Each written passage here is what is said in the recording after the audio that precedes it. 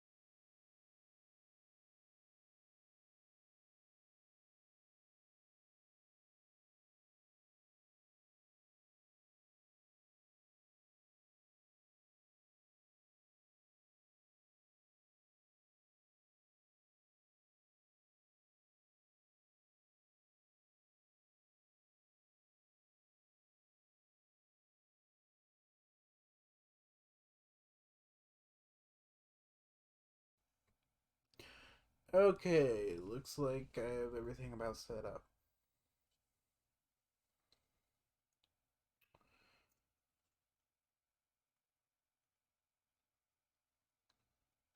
So, I'm playing Breath of the Wild. I'm going to be starting a new game, getting rid of this playthrough on my backup Switch profile because I've been wanting to play it lately.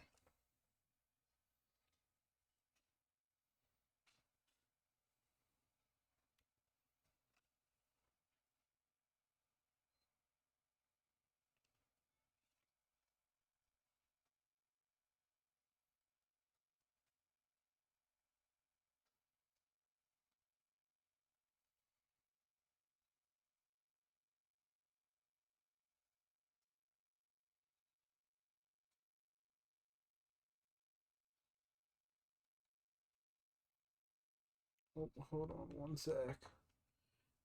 You're not getting audio from the game.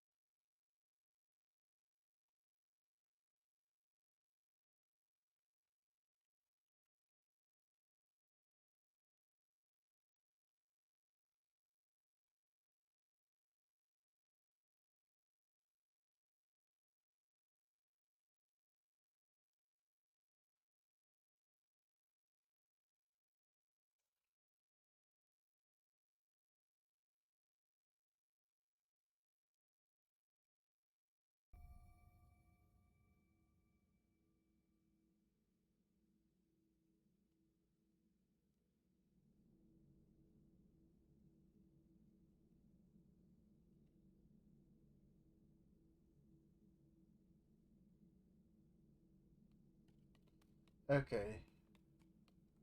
Sounds like there is now game audio. Yeah.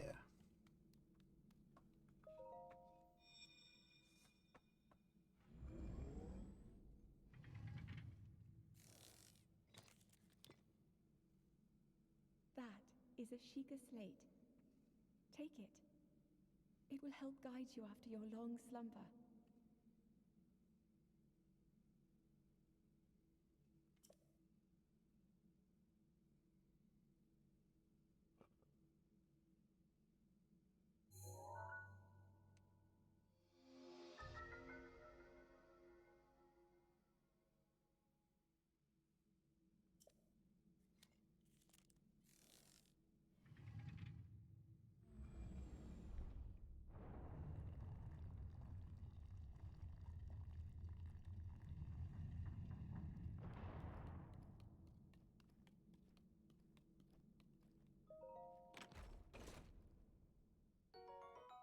There's a shirt.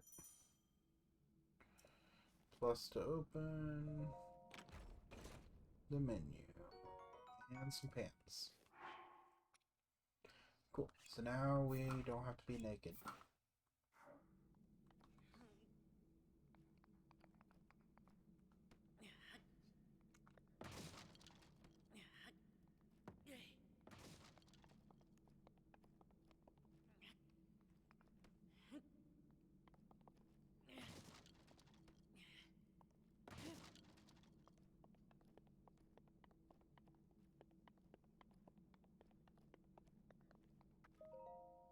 Hold the Sheikah slate up to the pedestal.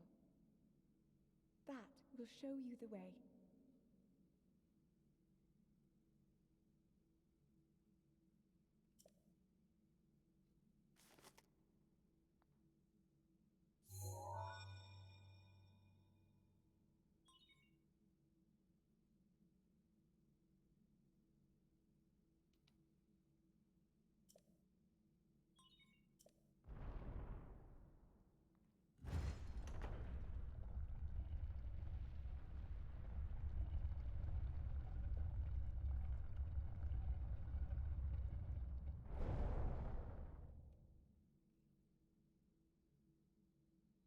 Link, you are the light.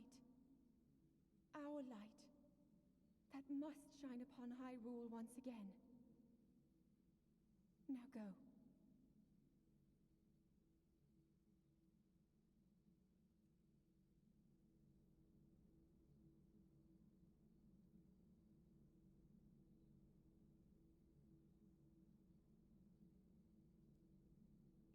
But you still can't hear anything?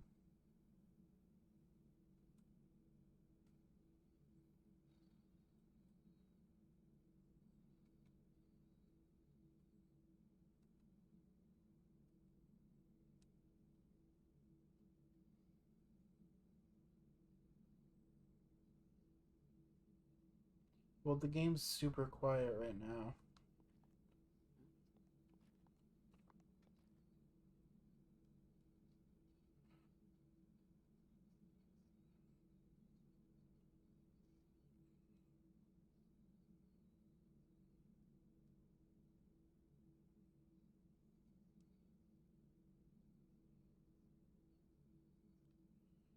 Let me find a way to make noise.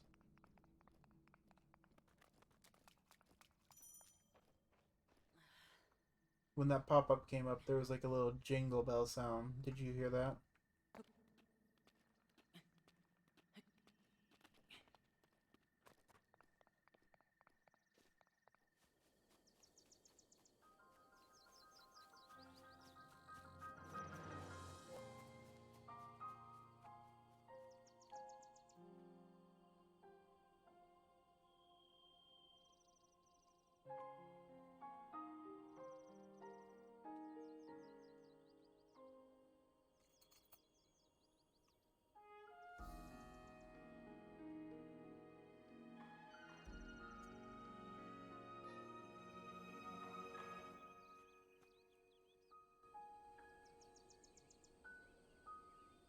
How's that?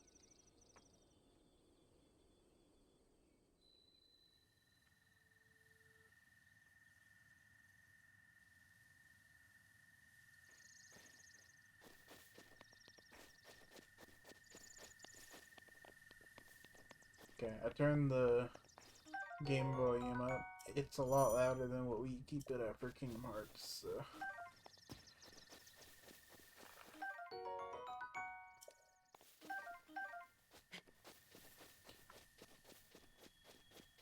Pick up some sticks and some mushrooms. Stick. Mushroom. Stick.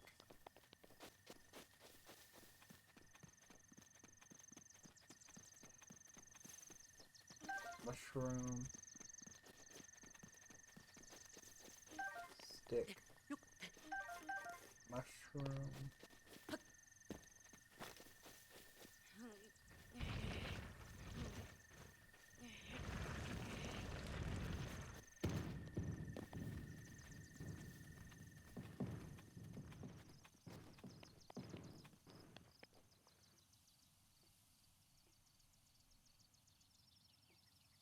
You should be able to play it without updating. Any updates would probably just be like bug fixes and stuff. So it really depends on what needed fixed.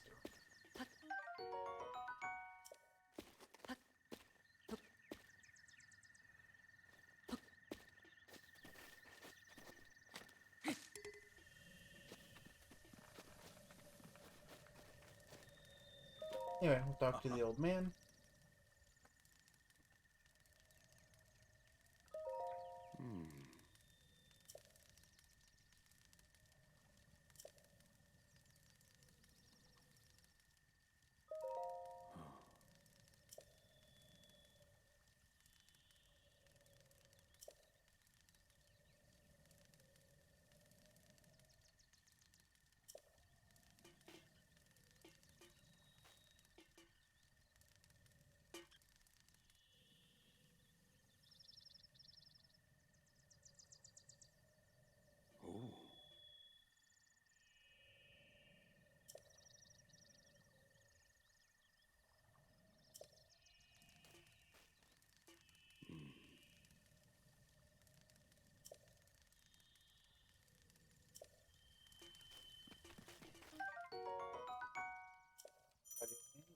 Nice little torch.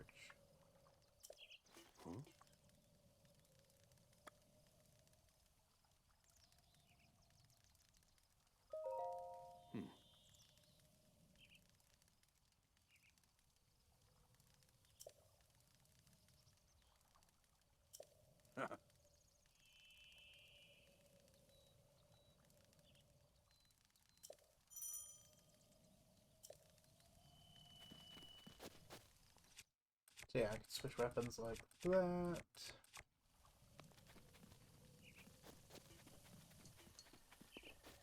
Take this. There's a throwing weapon tutorial.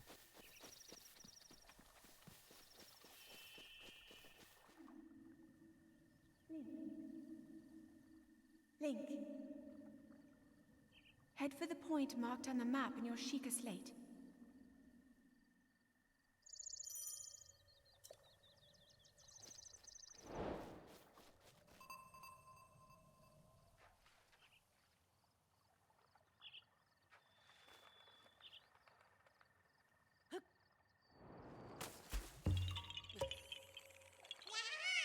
Yeah, haha!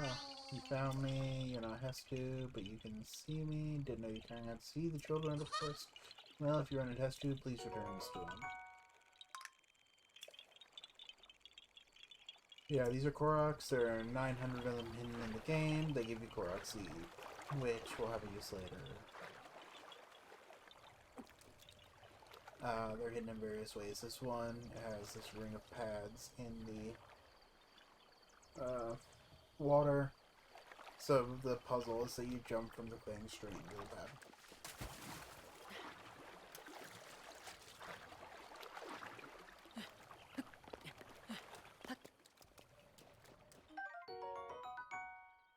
Rusty broadsword.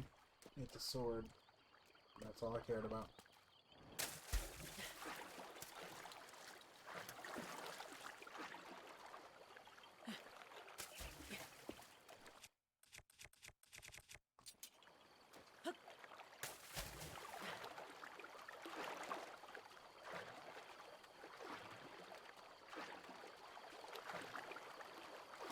Anyway, this game is more or less really open-ended, but the only real order of things that you've got to do is there is a little bit of story here at the plateau specifically. And it mostly comes from that old man.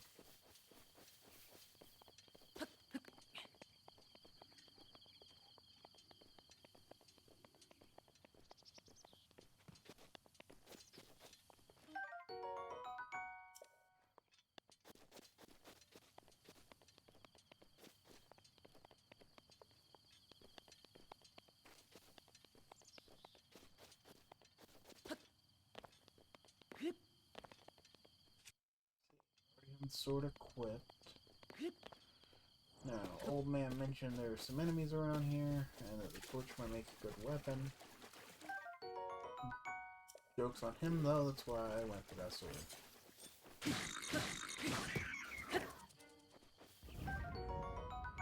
Dropped a Boko Club, which I don't even have room to carry. And some items that are used for materials.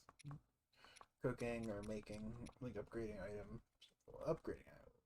Making things later is what this ancient stuff's for. You basically trade them in.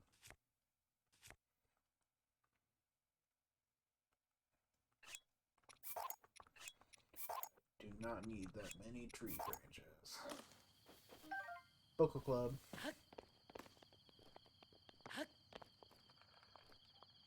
It's another weapon, it's just that this one happens to be a club. Anyway, wanted me to do this. So you hit minus, open that up. You can look around. If I zoom in, I can see where that Korok was. I can see where that shrine was, and I can see a destination. So it's leading me over that way. You can also see it on the mini-map in the bottom right.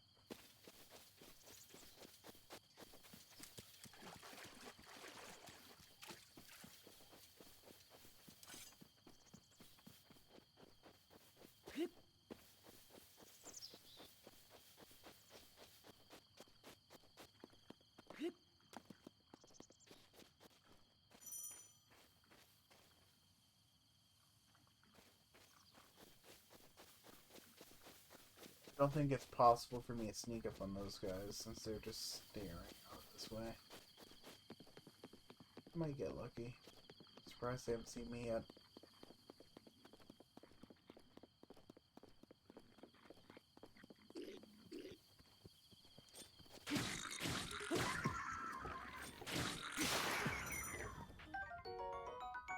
Broke my sword, but I got a bow.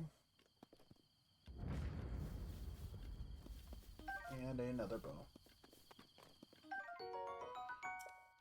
There's an arrow that'll make that bow actually useful.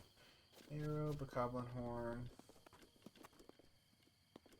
Not sure. Arrow. If there's any arrow. Yes. There. More arrows.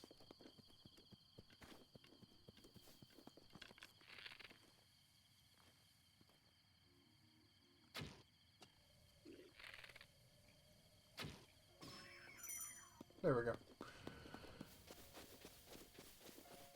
Arrow to the head equals critical hit, double damage. Which gives me the Traveler Sword and the Boko Shield.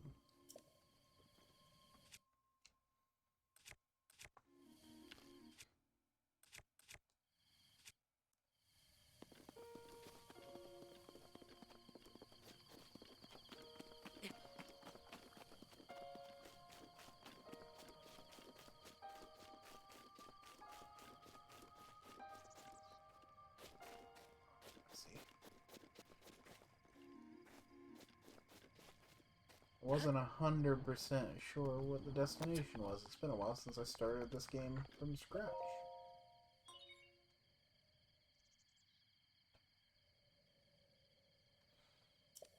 Forgot to start it in a cave.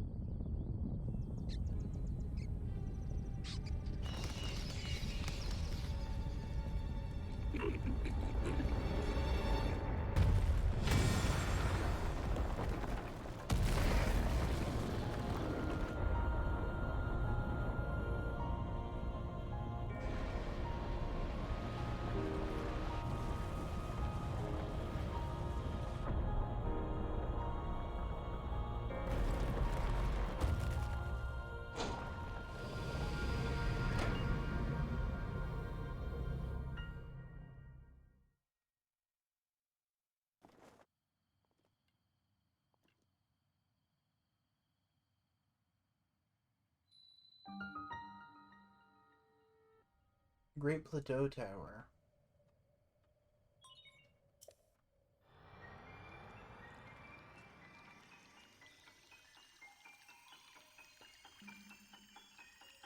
With a drop of science.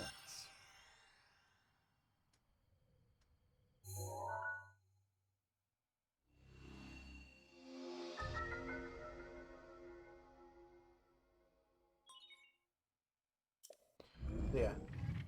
Scanning the Sheikah Slate at the top of the tower gives you the map of the local area.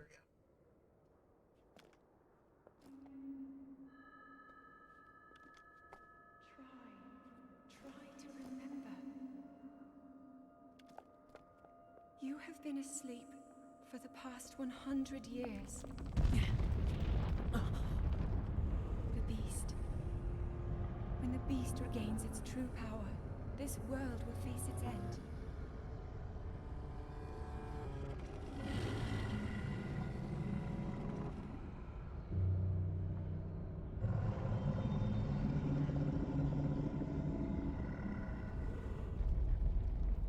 Now then,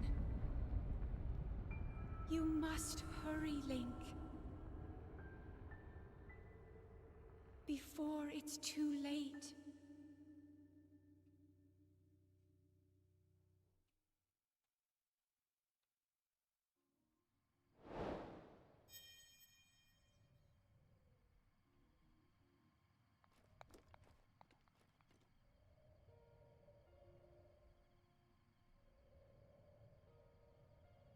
So yeah, now you can see some of the scope of the map. There's Death Mountain.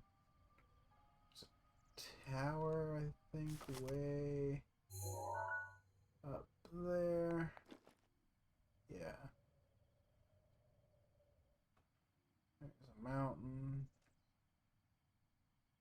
Tower.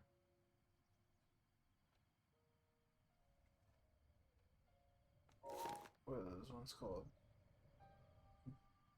I don't remember. Almost everything here has a name. It's been so long since I've looked at the map, I don't remember. Most of it pulls from Zelda lore, so references like Spectacle Rock, plenty of character references. Coaland Island references, things like that.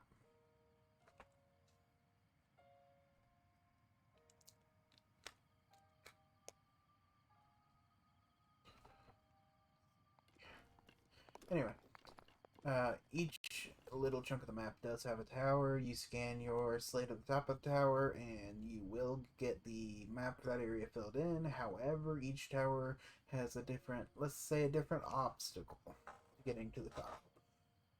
Might be placed in a area where it's hard to get to, might be surrounded by difficult enemies.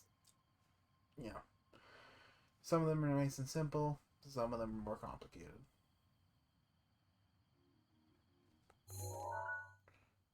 For example, is that one? I can't remember.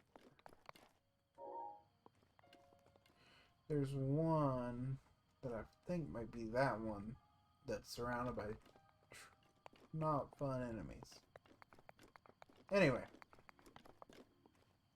Oh, and another feature. You can fast travel to any tower you've activated.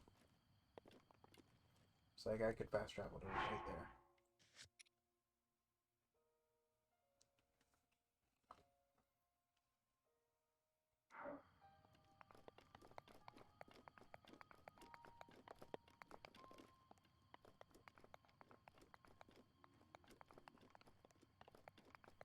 Anyhow.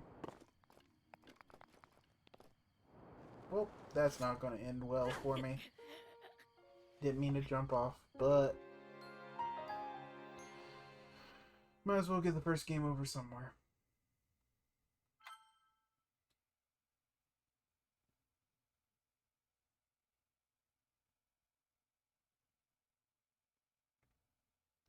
Yeah. Load screen's a tip screen, shows you your heart, stamina, Korok seeds, and other little goodies up top. There's a bow switching tutorial.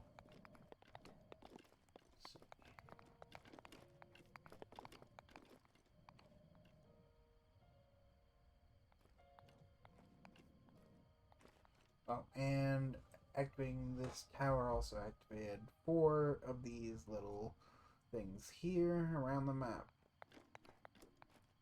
So for what it's worth, there's one there, one right there, and the last one up here is...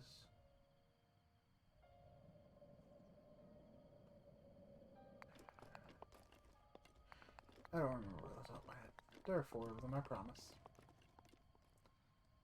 I want to say it's like back there, but I could be completely wrong.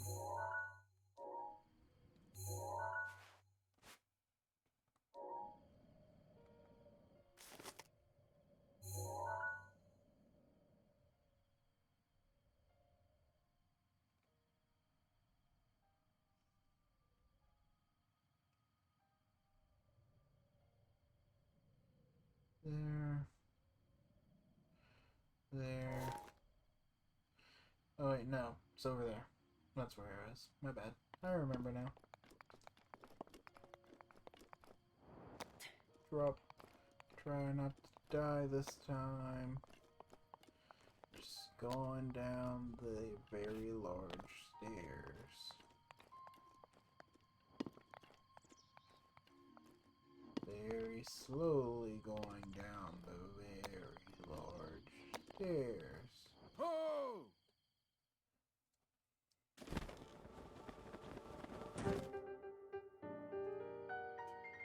My, it would seem we have quite the enigma here. This tower and others just like it have erupted across the land, one after another. It is almost as though a long dormant power has awoken quite suddenly. If you do not mind me asking, did anything odd occur while you were atop that tower? I heard a voice. Well, a voice, you say. And did you happen to recognize this mysterious voice? No. I see. Well, that is unfortunate. I assume you caught sight of that atrocity shrouding the castle. That is Calamity Ganon. 100 years ago, that vile entity brought the kingdom of Hyrule to ruin. It appeared suddenly and destroyed everything in its path. So many innocent lives were lost in its wake. For a century, the very symbol of our kingdom, Hyrule Castle, has managed to contain that evil, but just barely. There it festers, building its strength, but the moment it will unleash its blight upon the land once again. It would appear that moment is fast approaching. Oh.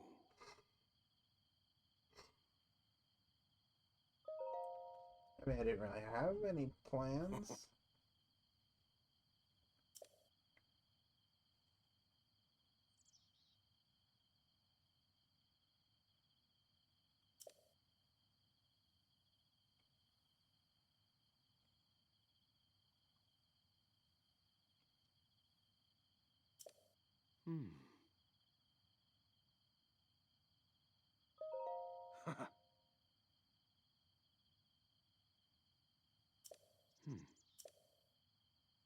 So yeah, basically it says if we jump off, we die. But if we had a paraglider like his, we'd be fine. So he's willing to give it to us for a bit of treasure from nearby.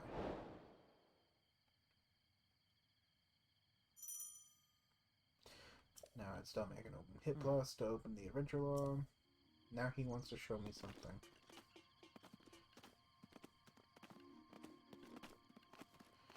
I love how it's just perfectly hidden by this hill.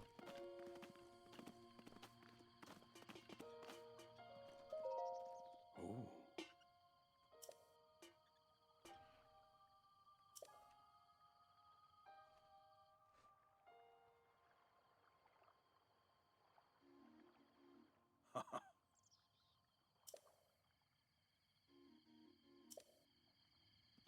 So yeah, basically he says that when the towers rose up, that place also started glowing, and he figures it's probably hiding treasure, so treasure for the paraglider. That is the trade that he is proposing.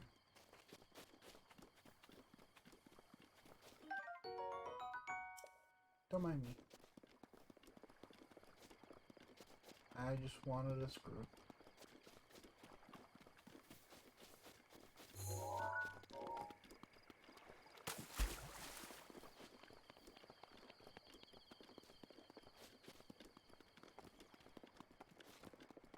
We.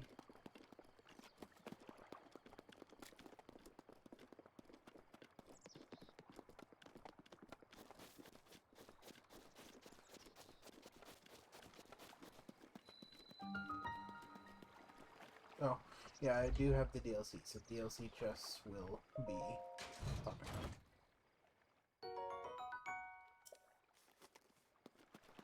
There is a ruby. For what it's worth, I also have several amiibo in front of me.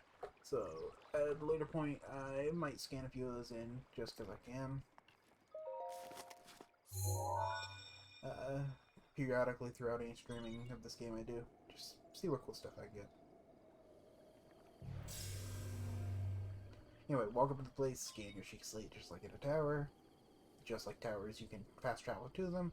So you can see that's blue, so it's the scanner, and scanning it also opens the door. You'll also notice the structure itself was still orange, now it is half blue. Because I have not completed the shrine, but I have unlocked it.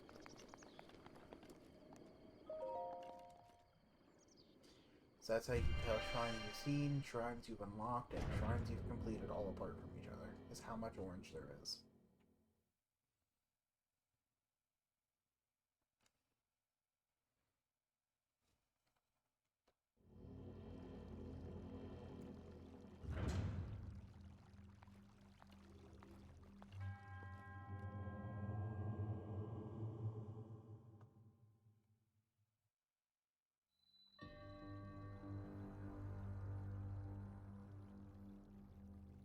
So now we have the Magnesis trial. And does I just get pedestal chilling right here? Pop your sheet slate in, you'll get another drop of science.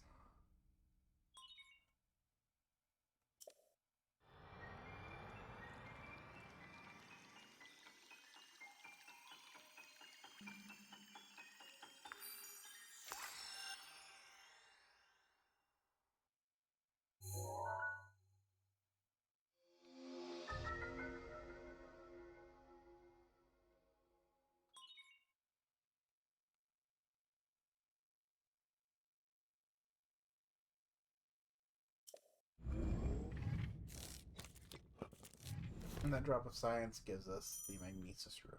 Basically, it's a drop of science water on your smartphone that lets you pick up metal objects and move them around as you please. Hey look, metal objects. So, if you can't tell, what we're going to do is we're going to select the Magnesis rune, which is the only one we got, so didn't really take much selecting. But take that, and we're going to remember how to use runes because I already forgot.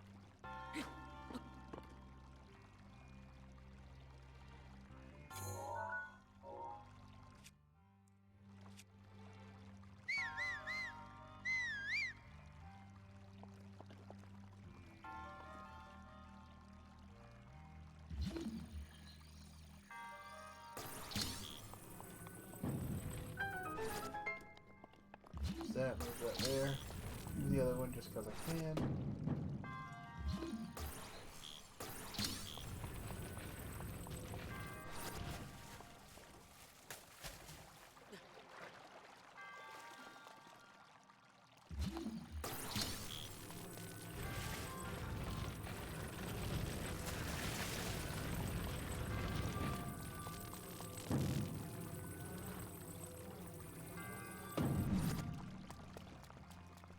I don't think I actually need it. I just wanted to bring it with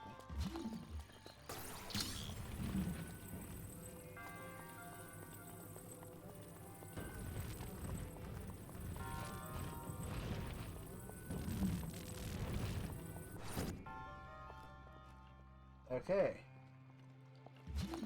So, now we have an enemy. This is a guardian.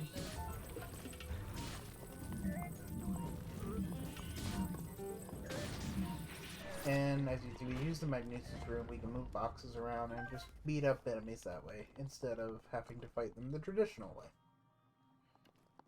And that's always fun.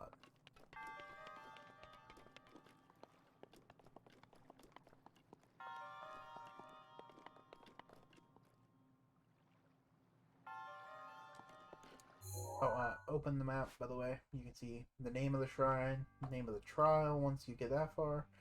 You have your fast travel button. You can see it's glowing blue borders. I believe the center still shows orange, so yeah. So you can see, even on your map, that you unlocked it but haven't completed it.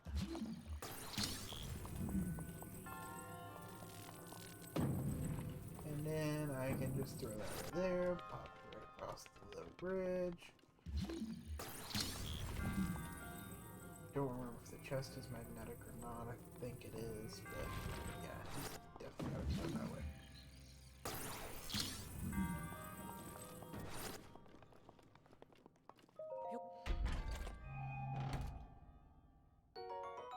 Traveler's bow. Now I've opened the chest of the shrine. You can see next to the shrine's name there's actually a chest icon, so you can actually keep track whether or not you have opened every chest in every shrine in the game. There are 120 shrines. Not counting this. Open the door, get the puzzle solved jingle, and run right up these stairs.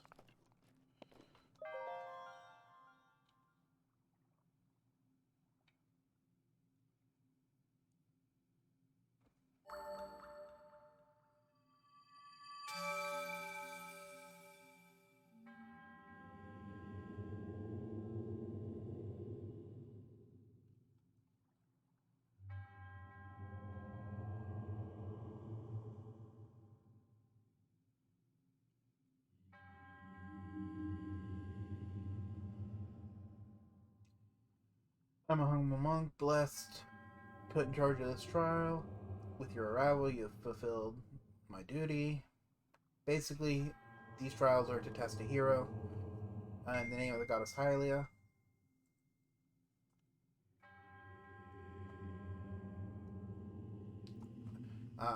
So by doing the trials, we'll free these monks from their duty, who have been sitting here for who knows how long waiting, and we'll get these spirit orbs.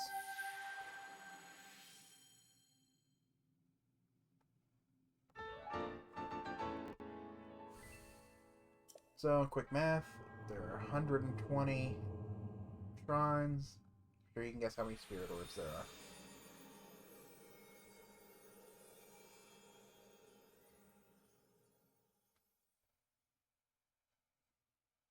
So, in cold water will lower your body heat and cause you getting damage because Breath of the Wild also does have a temperature system.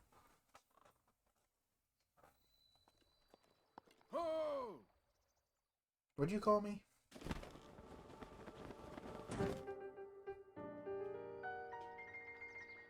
Seems you managed to get your hand spirit orb. Well done. Paraglider, please? So clearly he seemed to know what was down there.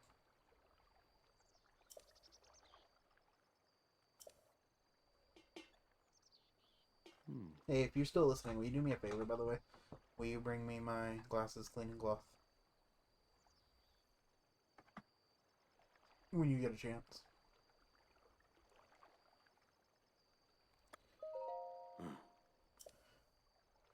Long ago, highly advanced tribe known as the Sheikah inhabited these lands. The great power of their wisdom saved this kingdom time and again. Their technology disappeared, though, or so it said. But it's interesting to think how some of it seems to have survived a super long time, hidden away in a shrine. On that note, I must adjust, even at risk of angering the cat sleeping on my lap.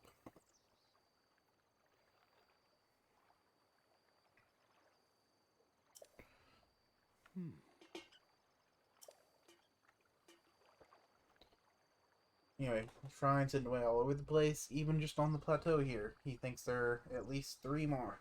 Or exactly 3 more is what he thinks. If we bring him the treasure from each, he'll give me the paraglider, which wasn't the deal. Because now he's asking for more. He said treasure, but never said there'd only be one, is his argument. I think he's just a greedy old man. Whether it's 1 or 4, what's the difference for a young go-getter like you?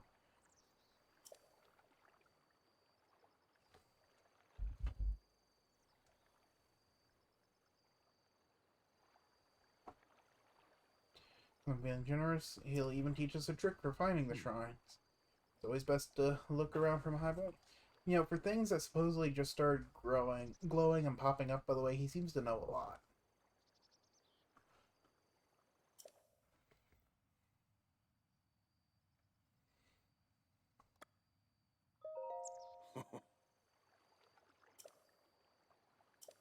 So now he's going to teach us about the fast travel. Open the Sheikah slate. And he points out we can see the shrine we came from, the cave we woke up, and the tower. Which means even though he had his back to us when we came out of that cave, he knew we were there.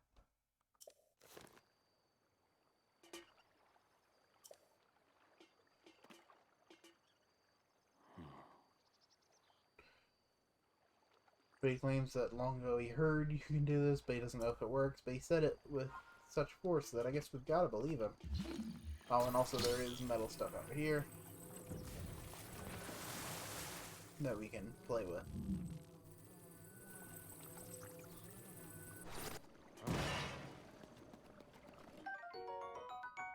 Some metal crates, if we just take up really high, we can drop and break them. And they have some loot in them sometimes. Almost did a stupid.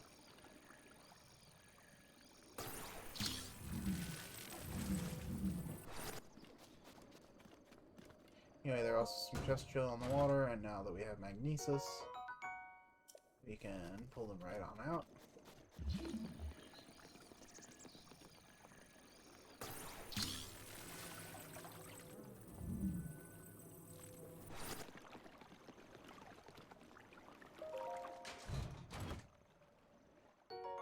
Like so. There's also this big metal rock.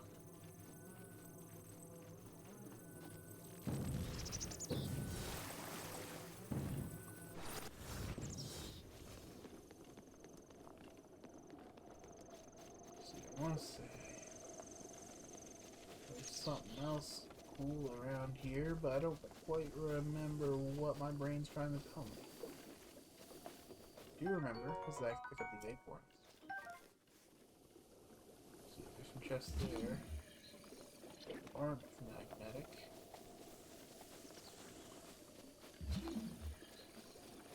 This is what it was. Metal ball down there on a chain.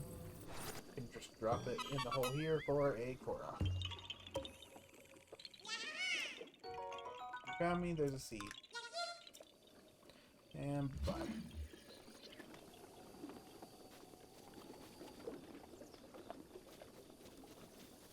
So nothing super special, but cool thing is still a cool thing. This might kill me. Let's see what happens. Yep. Wanted to know if I could make the jump. I could not make the jump.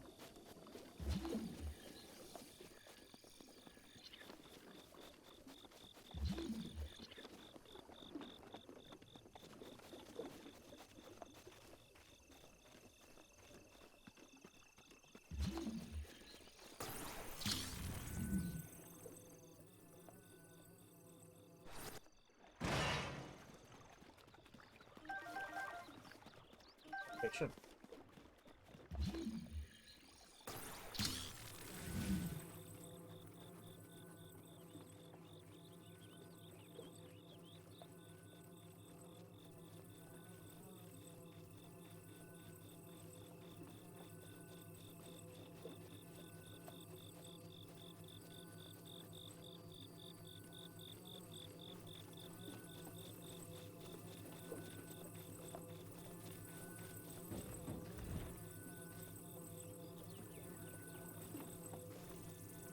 I think this should bridge that gap nicely. So we got 5 fire arrows. So now it's telling me how to change arrows. And 5 ice arrows.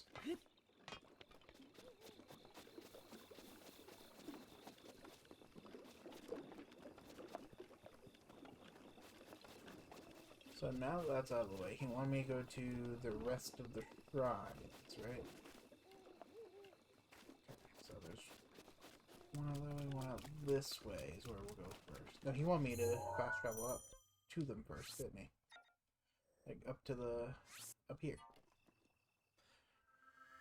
To the top of the tower. Upwarding we will go. Upwarding we will go. Okay, so you see 1 spirit orb, 1 shrine, 2 Korok seeds, 0 rupees, 1 wheel of stamina, and 3 hearts are all on the screen there. How'd he get here?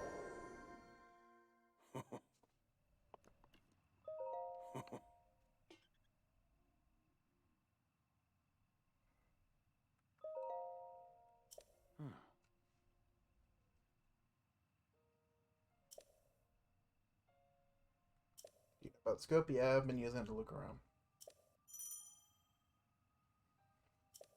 Ooh. And he's also telling me how to place pins, which basically hit down the right stick to open it. I can motion control it with my Joy-Cons, or I can use the stick. Press A though to drop a pin. So, pin, pin. Where was that last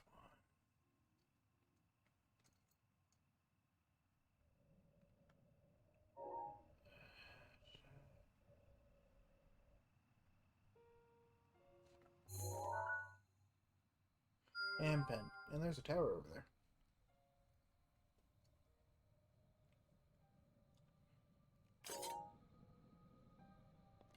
So now that's out of the way.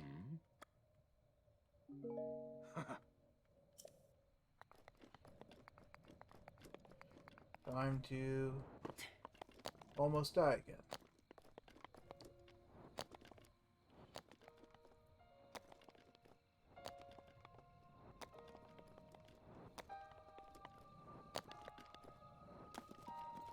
And safely down. Now, you can see pins on your map. Your mini-map, I mean. So you can just track them to find your way. Now they're all placed.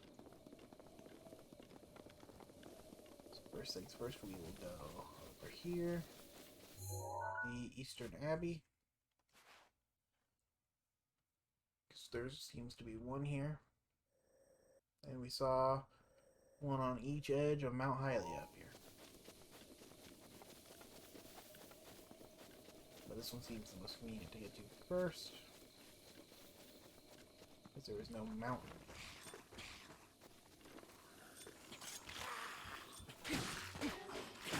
These are Stalfos. You hit them once, they break apart. Then you have to destroy their heads. So, boom. Boom. And head's gone, so parts disappear. Spear, their arms count as weapons, by the way. Past that, they drop the same material types as the goblins. Except guts, maybe? I'm not sure on that, I'm just guessing. Anyway, there's the shrine. It's not going to be the only thing here, though. I'm probably going to screw it up. But I'm going to attempt it. Keys. The best variety of keys, too. The dead one. Key swing. Key swing. Key swing, key swing, keys eyeball.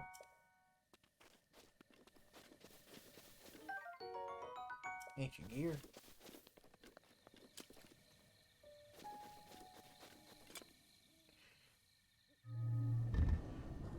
Anyway, these statues I can pick up the ancient things from. There's one that is alive.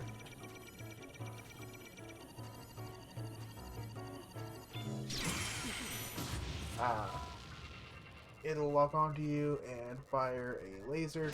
You pull out your shield and press A with decent timing. However, you can deflect that laser. Which is the first time I've ever done it here, because I'm usually too scared to try, because that laser hurts. But it worked out for me.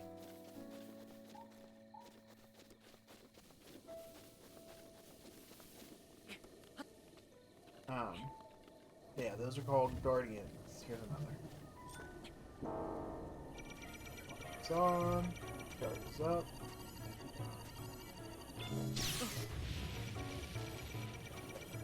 Guarded it, but I did not deflect it. Which means my usual strategy for this is now going to kick in. It's called running away. Ever heard of it? Yep, he got me. Since I missed the timing on that first one, though, it still deflected because I still had a short sword or shield out, but it deflected not towards him, but rather off to the side and damaged my shield pretty badly. And by that, I mean it broke my shield. And you can see getting hit with it head on, or rather, getting hit with it in the Achilles tendon was a death.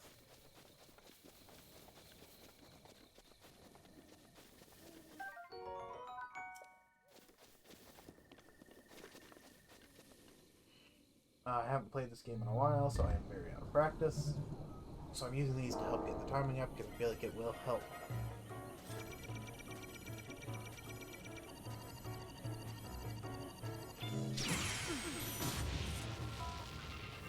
Yep, there's the little pop-up about perfect guards. Get some shafts, some gears, and some screws.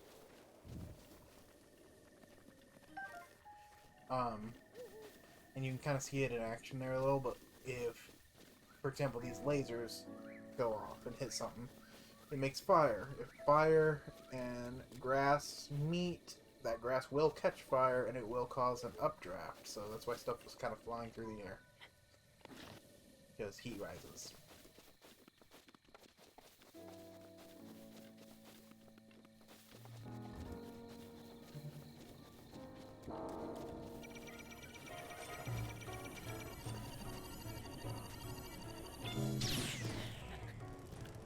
Yep, that was bad timing. Got me killed again.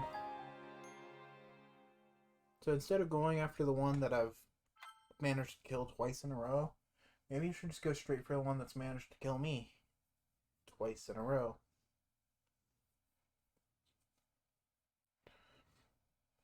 Because it would be so nice to do this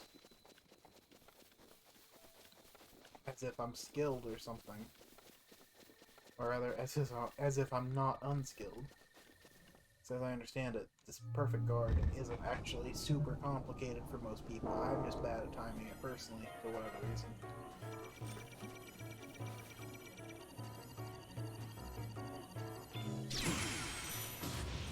There we go. Big ol' explosion. Ancient gears.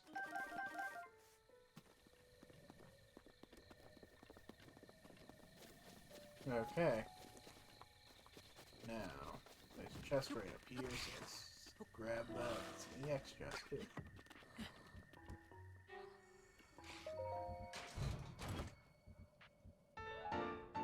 It's the Nintendo Switch shirt. It's a bonus from the expansion pass. I don't feel like that's super canon to Link's journey, but say what. Kill them, pop the heads, take the second shield. Take the extra little pieces. And drop another tree branch because I want the second sword.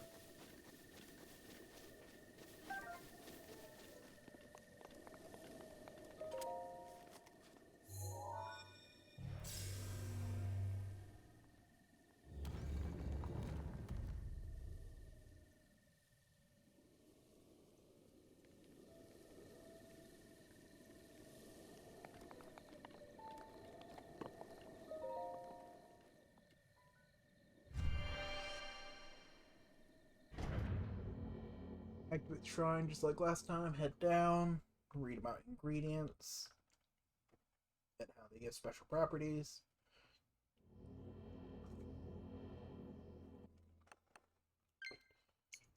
And then accidentally turn on another controller.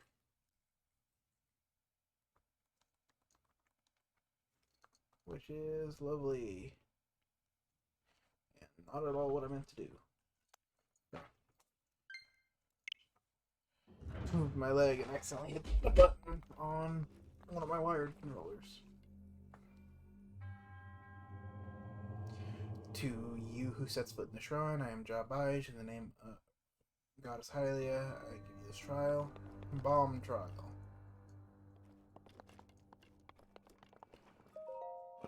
Another drop of magical science. This time it gives my smartphone the ability to generate explosives.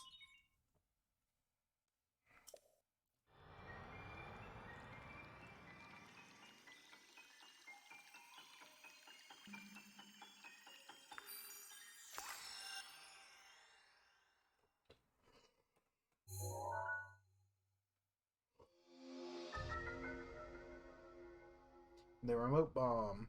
Circle and square varieties.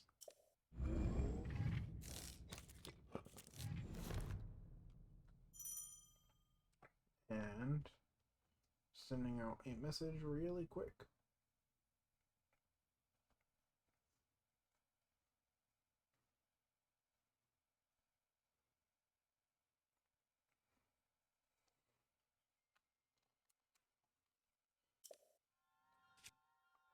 This one's about changing runes. I can just hold up.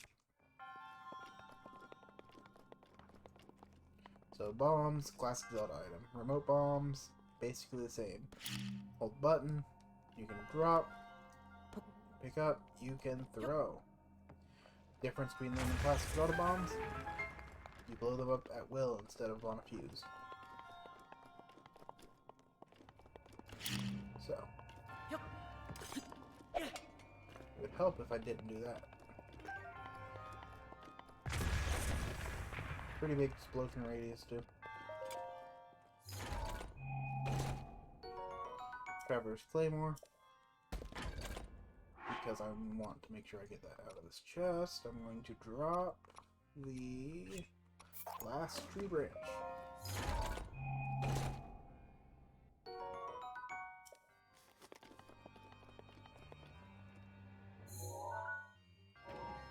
And that's not the only chest in here.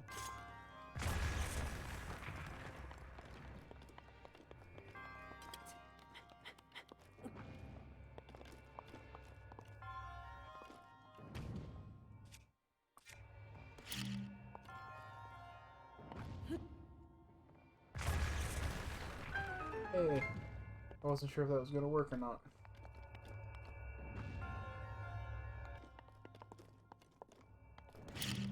Completion save.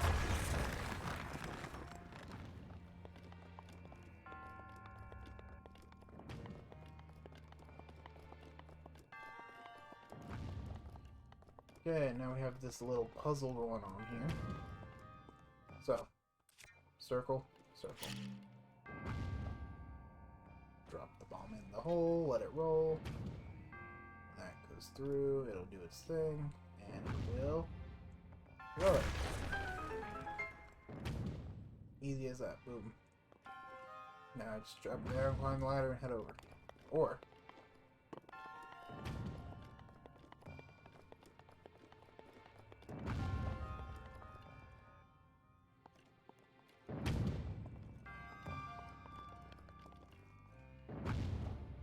I can go Wii.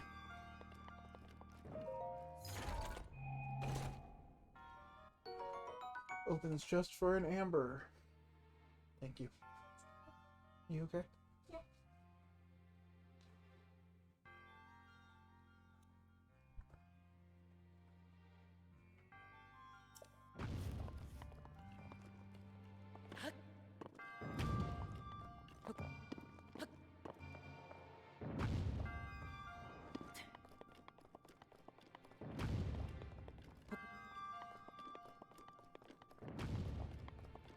I don't actually remember if this has a purpose right now or not. I could just be doing this for no reason. But it seems like there'd be a reason for this to be in here, surely, right?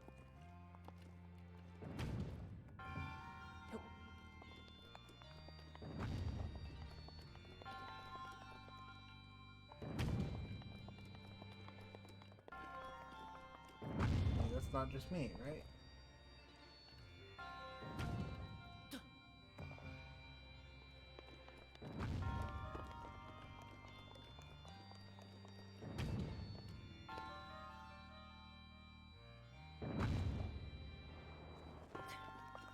Can't even throw me far enough.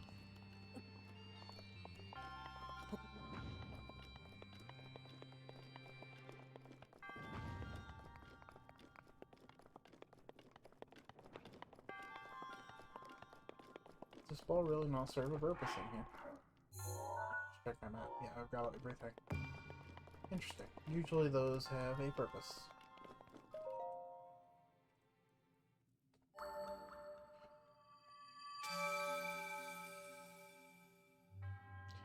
Your resourcefulness in overcoming this trial speaks to the promise of a hero.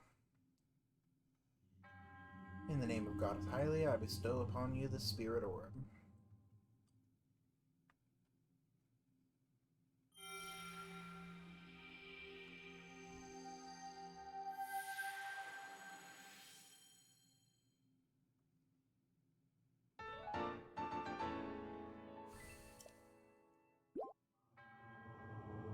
And as usual, when you finish a shrine, monk disappears, and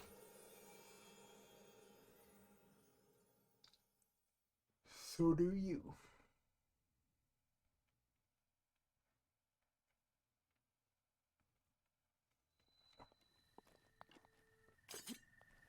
And then we can do that. We can also do that.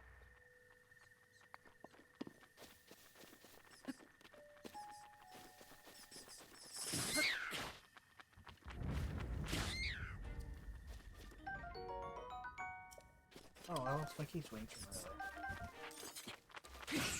I hadn't noticed.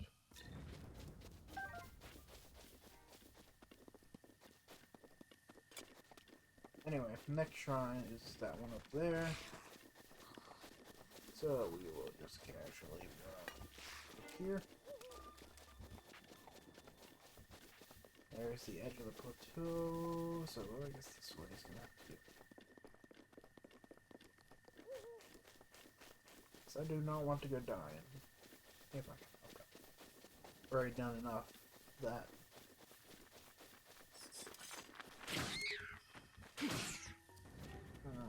Swords almost broke, but that's fine. Let's have all the swings.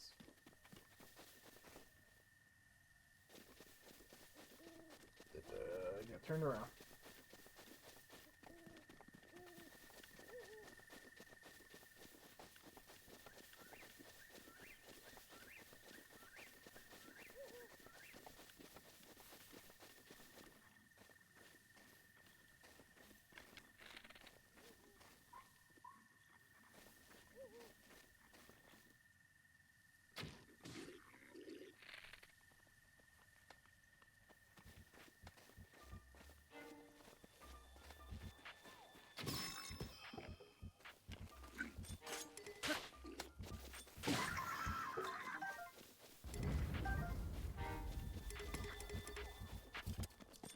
Oh, you're not hitting with a bow?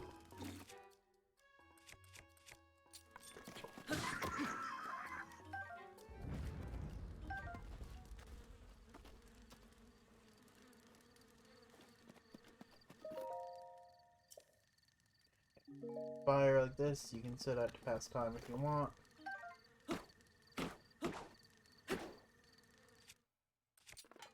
Either way, woodcut examples.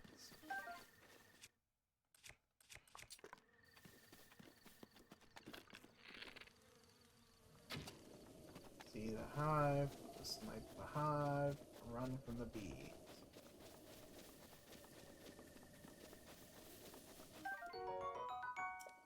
Of course, your bee honey.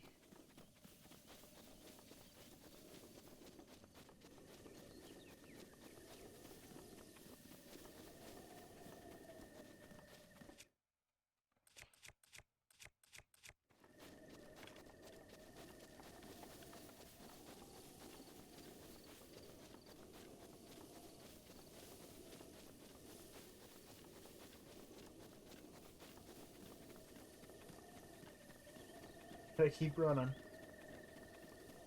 Hopefully they don't try to follow me forever. That would be awkward. Hiding in shroom. Little crude wooden house.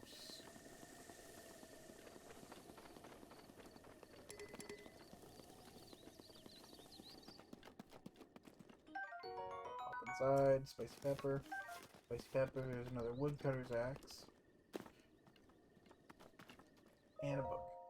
Old Man's Diary. He's been lying to us, I know it. Let's see what we can see.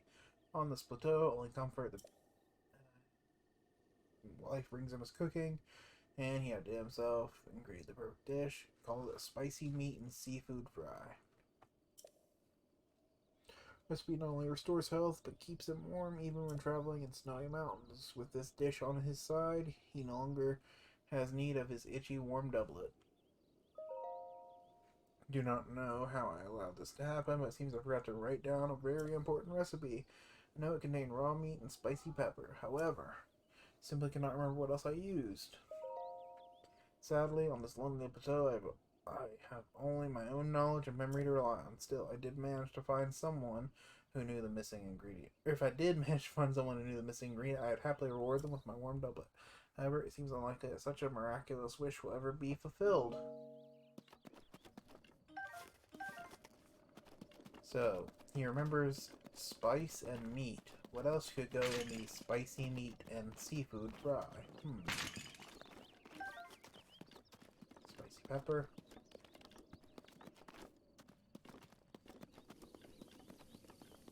Torch. Pot lid. Onion shroom. What all ingredients have I got?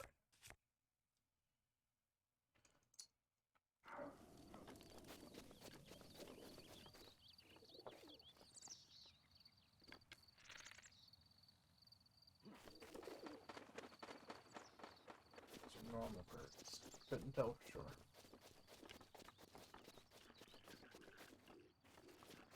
Right by this little house, there's also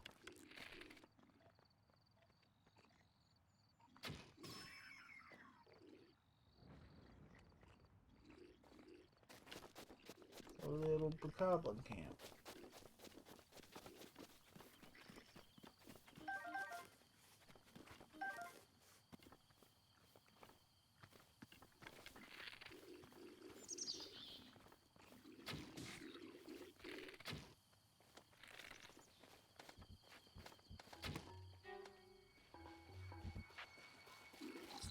My Joy-Con disconnected for a second.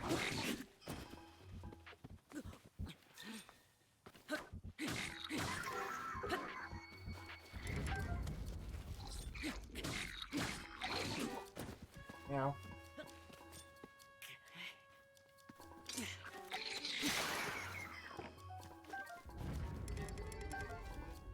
I'm good on shields, good on melee.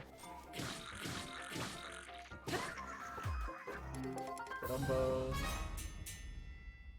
Kill them all, and the chest becomes unlockable. Kinda interesting that they have a chest that you can only open when they're all dead. Kinda makes you wonder how they plan on getting stuff back out of it after the fact.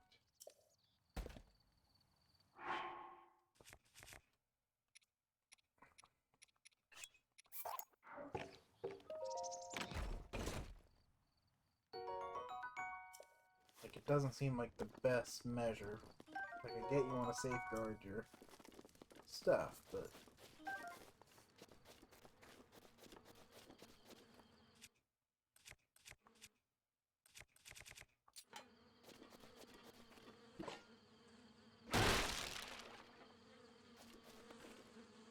There's more Portia bee honey. But there's also a chest with 5 bomb arrows, and that's what I'm here for.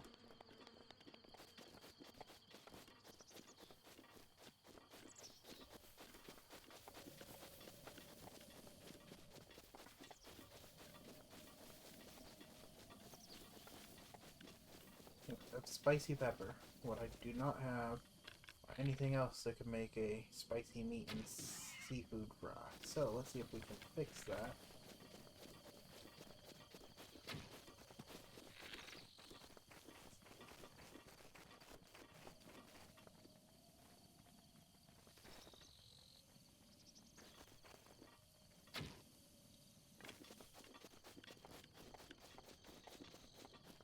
I hope he didn't just disappear.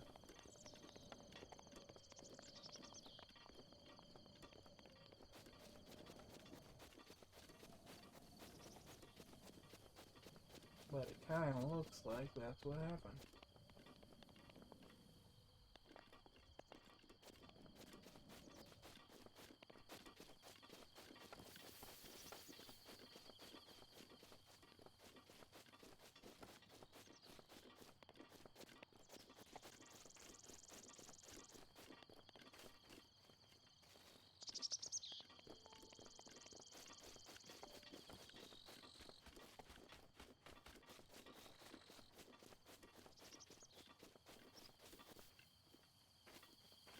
Okay, so plan's gonna be to run around till I can find meat and fish. Yeah, I hadn't picked up on that. So fish, first place I've checked personally is in the water.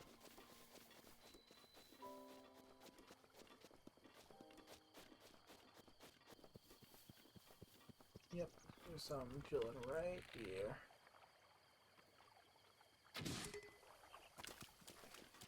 Pop it with an arrow, Hyrule Bass. Go.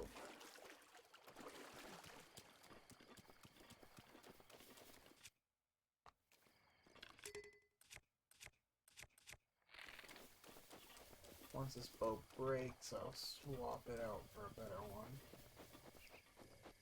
Since I do have a better one.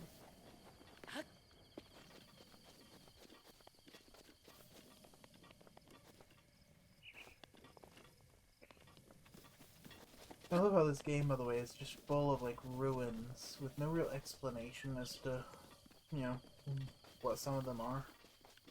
I mean, they get names, but they don't really have answers, No.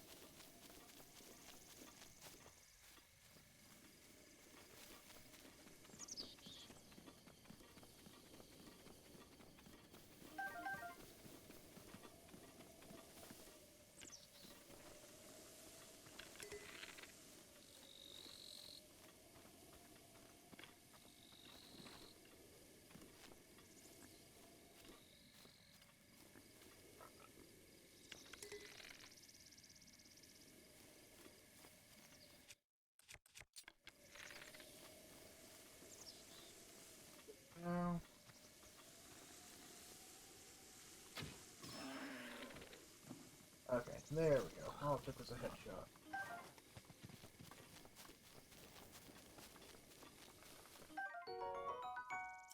And now we have raw meat.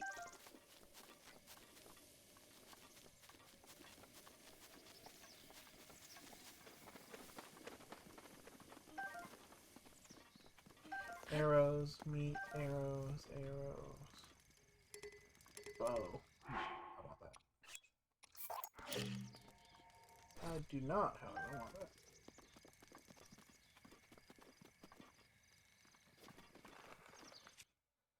Okay, now it's just showing us that we take a torch. We can use it to light a fire.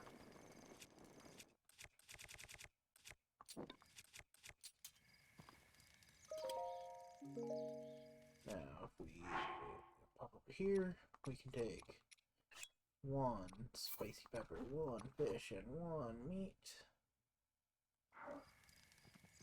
And cook them.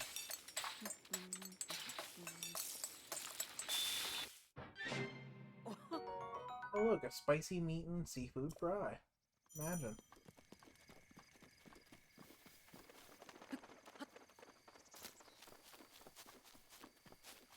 Who would have guessed that for the spicy meat and seafood fry you would need spice, meat, and seafood?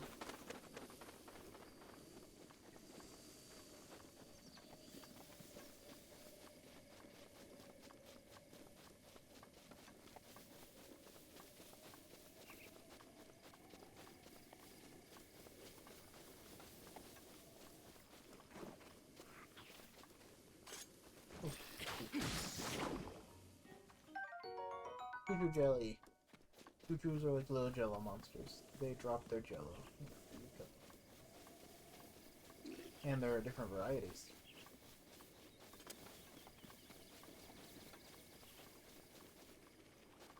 Ooh, Charmander. Oh, he got away. Oh well. Anyway, moving along. Oh man, chilling up here. Just talking to this one. Count the same. He appears all over the plateau.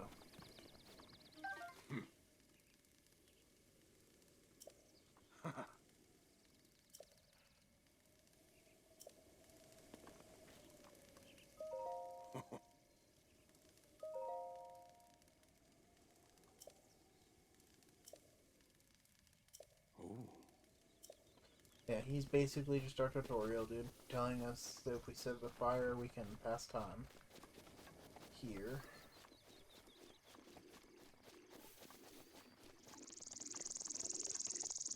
Oh. Well, too late to hide, so.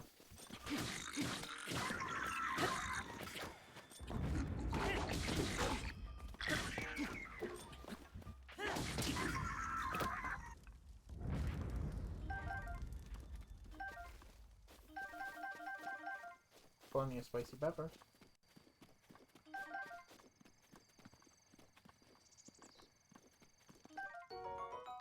And some food. Some food for some heals later.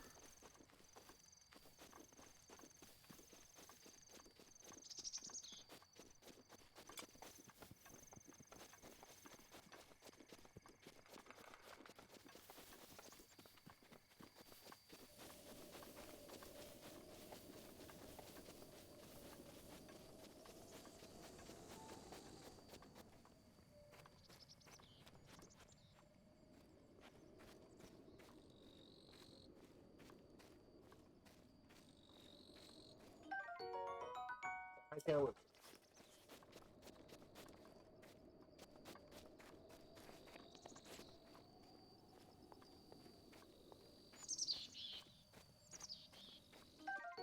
And a summerwing butterfly. Yeah, all these little tiny animals, insects, lizards, all that count as materials.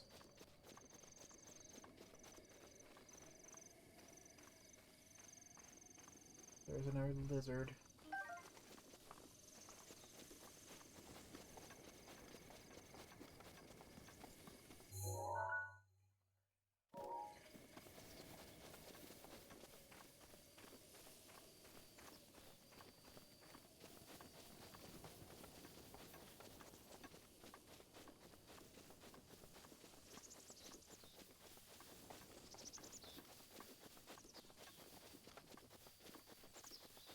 Yeah, but there's a pitchfork right here. Anyway, so the one sitting by the fire over there is Mr. Tutorial. We also have the one who keeps following us around, telling us about the main story. Mr. Tutorial tells us about sitting at a fire to restore. Over here we have one cutting down a tree. There's also one out in the woods near where those boar were, but I didn't happen to see him. Who tells you about hunting?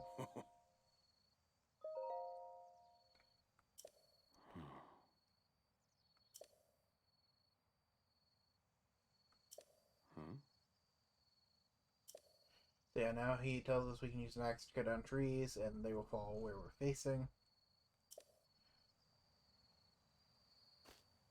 And then he says he is tired. So, yeah, that's about all you get out of him right here. And then he goes and sits down. Nice little tip, though. Wow. trees falling where you want them to if you are simply facing that direction.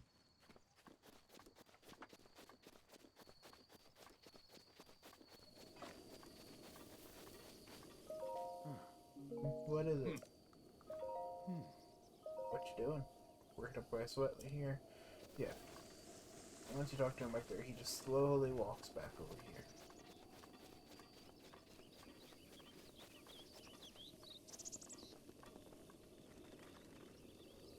Take your time.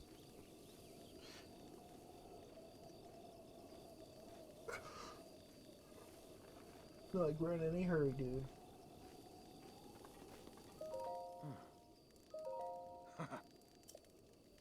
And he tells you, oh, maybe I'll just sit by the fire for a bit.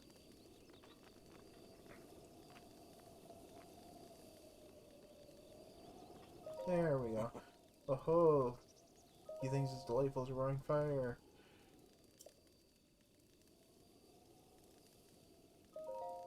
I cooked something.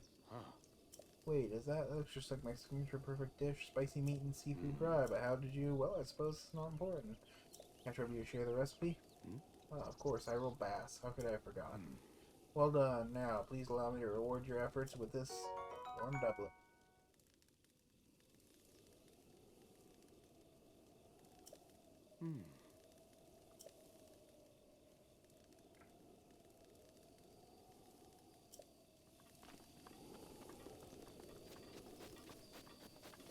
Yep, basically, the food keeps you warm, the clothes keep you warm. He can make the food, he doesn't need the clothes. Sounds a little bit like a joke, but it's not. You can use either one to resist cold weather in the game. Anyway, now that this tree has fallen, we can walk across it. Over this bottomless death pit. And we are right under that shrine.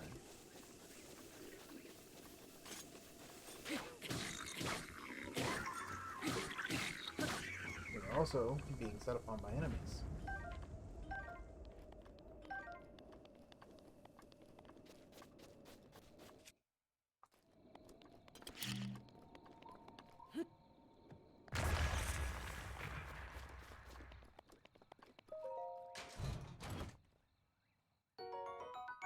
More fire arrows.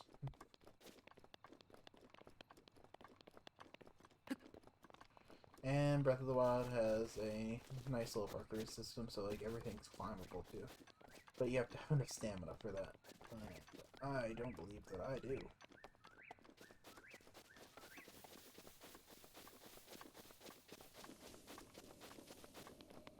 Much as it would please me to be able to climb that height right now.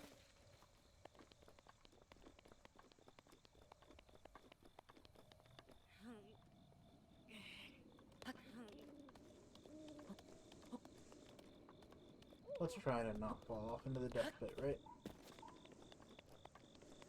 Oh, and with the axe.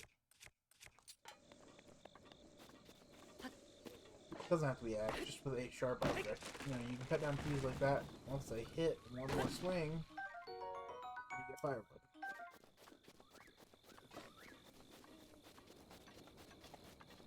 Just something to keep in mind.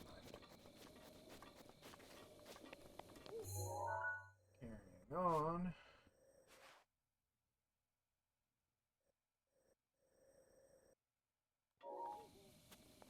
There is a quick way up there. I just have to remember where the entrance is.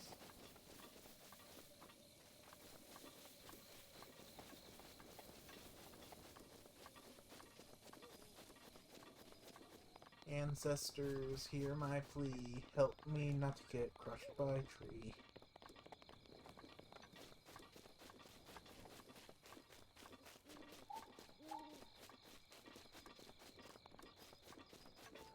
Bottom right corner, by the way, by the map, we can also see how much noise we're making.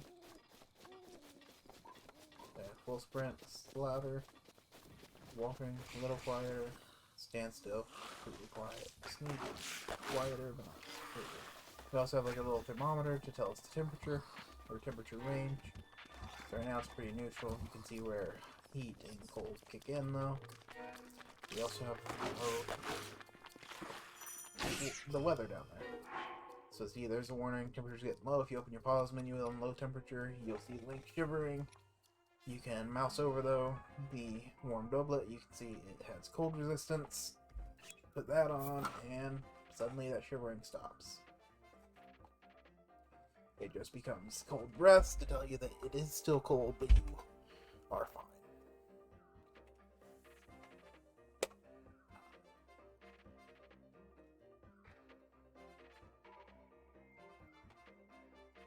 Sorry, I have to readjust because my legs were going numb.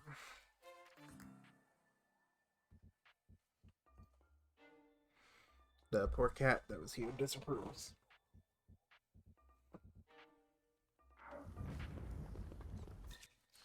Swap back to my sword.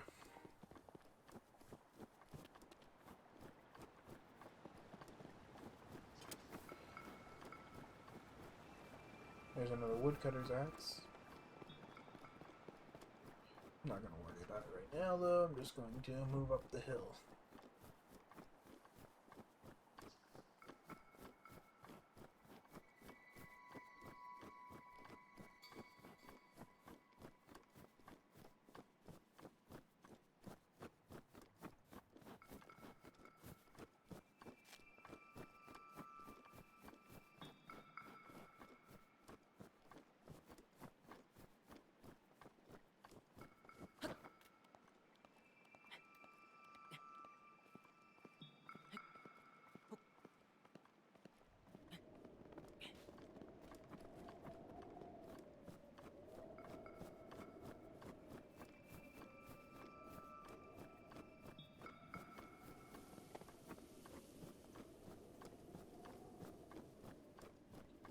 Here we've got sleeping bokoblins. We also see barrels marked with gold crossbones. We switch to a fire arrow. Shoot it at one. Everything goes boom. And a chest drops down the hill apparently.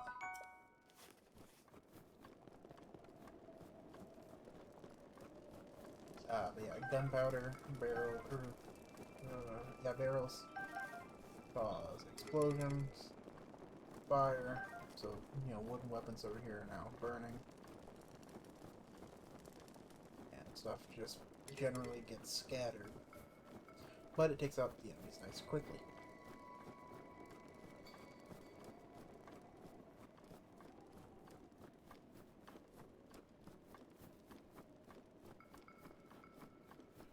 On that note, we are nearing the shrine.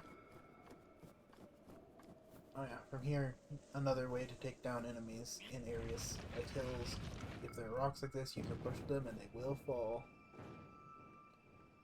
And if they hit an enemy, they will do damage. Similar to bonking them on the head with something made of metal.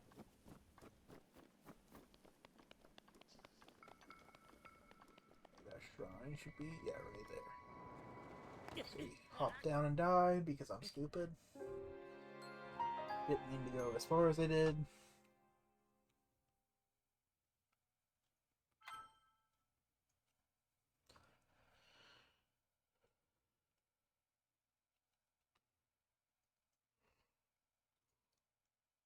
Oh, wow, if I fall I might die.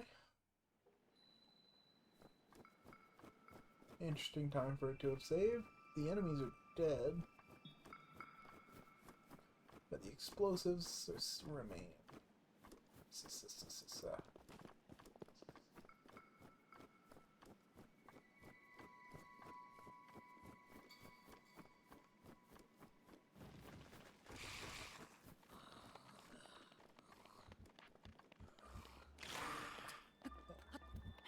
That gets me down much safer. Now I can run very awkwardly. Right up to Owa Dome. Activate it. Turn the base blue.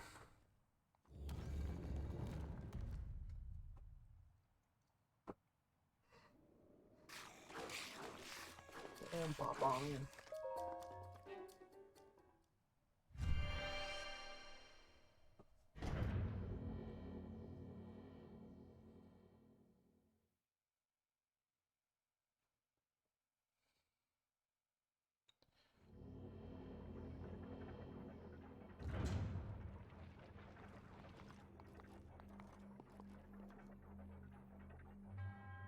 He who sets foot in the shrine, I'm Oa Dame. In the name of the goddess Hylia, I offer this trial. Stasis trial. We get our drop of science.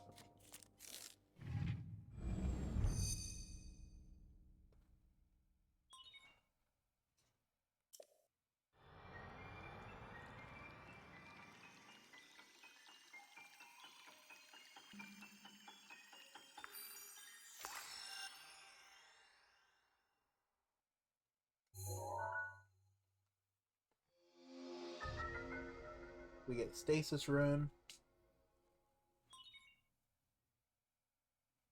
Stops the flow of time for an object while storing its kinetic energy. Basically, I use that, something stuck in place for a few seconds. If I hit that repeatedly, the energy from those hits will remain, so when the stasis wears off, it will go flying.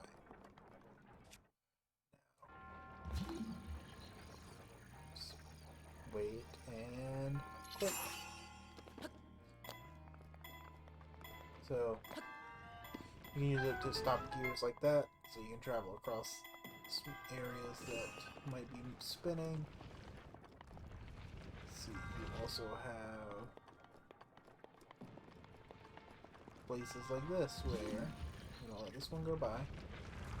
Then I pull the rune up, and I'm going to pop the next boulder. Pop over here.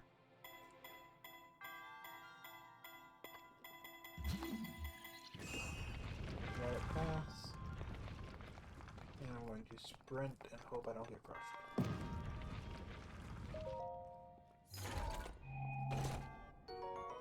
Traveler shield. Inventories. Now I know it's a shield though, so I can just... I'm gonna grab the pot lid. As cool as it is. Traveler shield for real this time.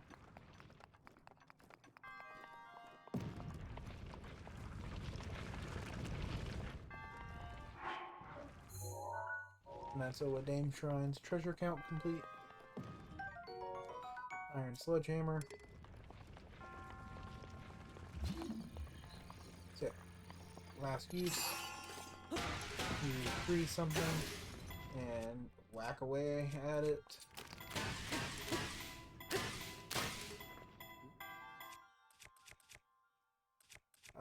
Usually, preferably not breaking all your weapons. And off it goes.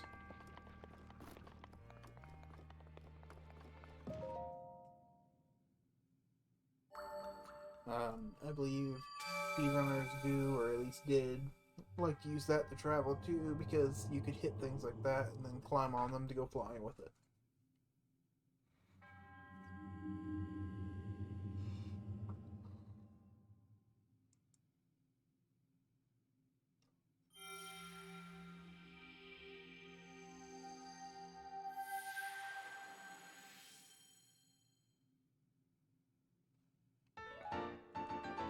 Spirit Orb.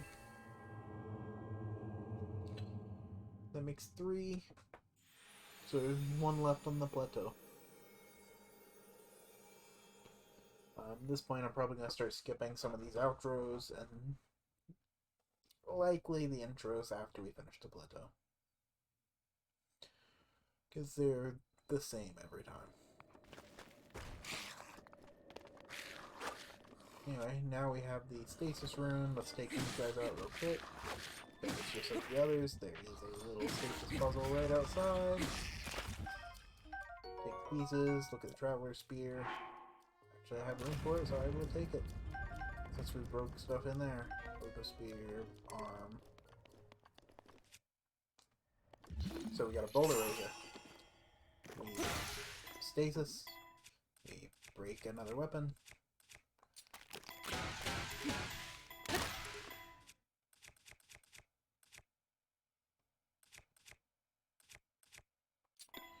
And we hope that's enough damage to move it. Yep. Right on over.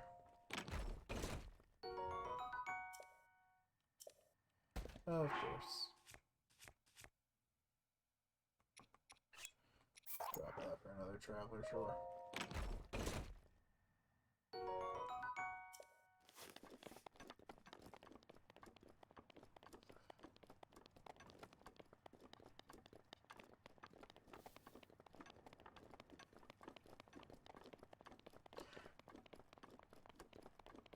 Yeah, I've been playing a lot of Kingdom Hearts recently. Like, I had been streaming it on here.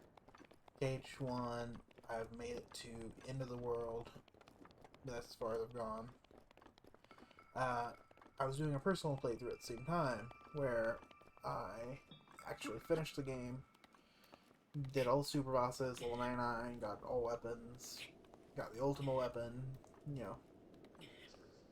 And then from there I went on and played Chain of Memories through the first story on Proud mode, finished Final Boss Marluxia, hopped into Kingdom Hearts 2, beat the final boss of that, critical mode earlier.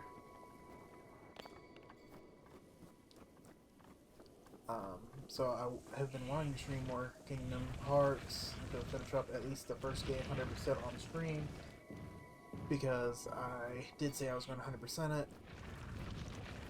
So I still intend on doing that, but after Kingdom Hearts 2, I'm probably going to eventually get to playing the others. I love that franchise so much. And I'll probably play them on the highest difficulty, because why not? But I don't know if I'll be 100% them or not. Because, for example, with Chain of Memories, it's a lot of nuance in trying to complete the parties. In KH2, that is a complication of trying to complete all of the data organization fights, the Mushroom 13, all the mini games, puzzle pieces. Which, if I stream it, I will do puzzle pieces. I will do treasure chests. I'll probably max out all the forms and some engage on stream too, just because that's not too hard to do. I did it as a form of level grinding before attempting the last world in Kingdom Hearts 2 on critical. So I even have recent practice maxing them all out relatively quickly. I want to say it took maybe 1-2 total hours for all of them. And part of that is because I was learning how to do it efficiently.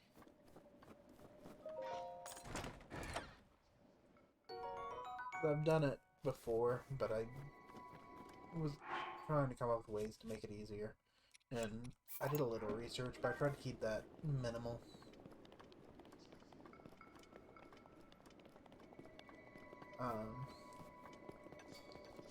The most of what I did is I went to the world that never was, or the last world in the game. Very first room of it after the save point, ton of shadow spawns. It was good for getting a lot of hits, it was good for killing Heartless, it was good for hitting things continually enough that my summon gauge would constantly like toggle between numbers to get some experience that way for that. Then I used it to spam limits and get limit form maxed out.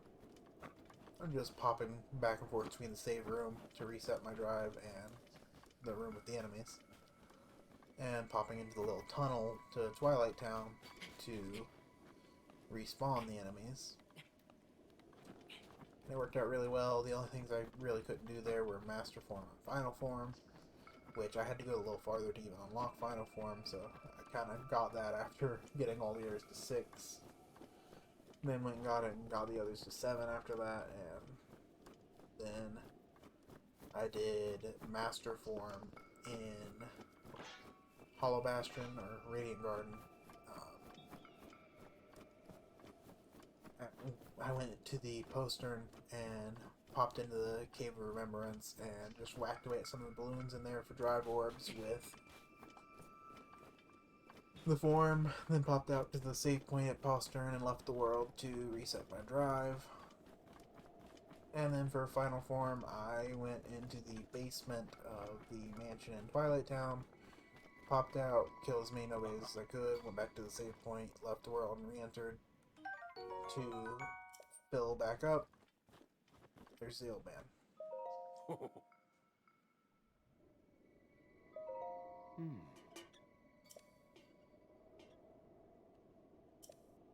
Yeah, basically he's telling me if I come here, it's a good place to look for shrines, but I already found one. Anyway, hit the balloon, got drive orbs, left world, rinse repeat till Master Form got maxed out. Went to Twilight Town Manor basement, popped out, killed as many Nobes as I could, which that very first room when you pop out into the library, or at least a library-esque room. I don't remember the name of the room right now for sure. But it has like 3 Dusks and a Dragoon on the ground floor, 4 Dusks on the stairs, and 2 Dragoons at the top. So yeah, at first, very limited gauge, and not remembering little detail that I quickly reminded myself of. I could only kill like the 3 Dusks, pop back in, till I got to 2, which extended dry bar lasted a little longer, but that's also when I remembered that Final Form is very good at using magic. So, you know, Final Form is supposed to be the, like, ultimate use of abilities for Sordon and Goofy's friendship all tied together. So it makes sense. It's Valor Form plus Wisdom Form, or more accurately, that's what Master Form is, and the Final Form is the upgraded form of that. I realized that just popping Thunder meant that I could kill the 3 Dusks and the Dragoon in like 2 hits. Which let me pop over the stairs, take out those 4 Dusks there. It's 8 kills in that one room. Don't think I trusted myself to try to take out the last 2 Dragoons until I got to level 3 or 4 on that drive. But by the time I hit 5, I cleared the entire room, 10 enemies every time, popped out the door. There were 2 Gamblers, Dusks, maybe some Creepers, I don't remember for sure because I started killing them so fast. Until by the time I was at level 6 for Final Form, I was able to clear out the 10 in the room, pop out, kill 2 Gamblers, kill a Dusk, pop down the hallway, kill a couple Dusks, pop farther down the hallway, kill, I think it was more Gamblers and another Dusk, pop into the room, the white room, where Nominee was at the beginning.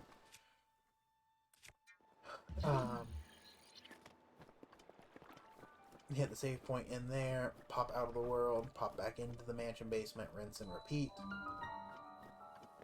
To pretty quickly get that form maxed out. Really, I think I was doing that at level 5, then at level 6 I would pop down the stairs in the main room and kill some extra nobodies for the experience while I was at it. Also went ahead and used Glide to grab the puzzle piece that chills in that room.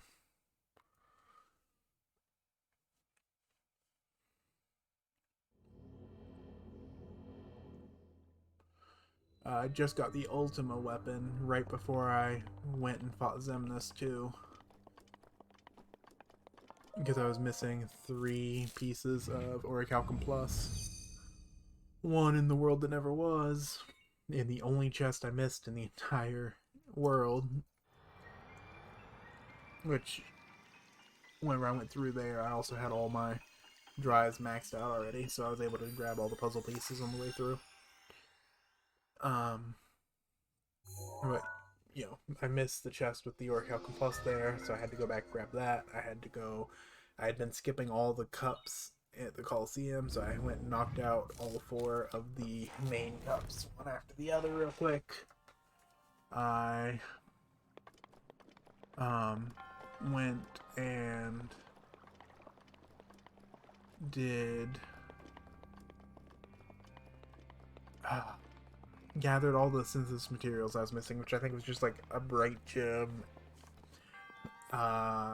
Twilight Stone, or Twilight Gem. Gem dropped by the assassins.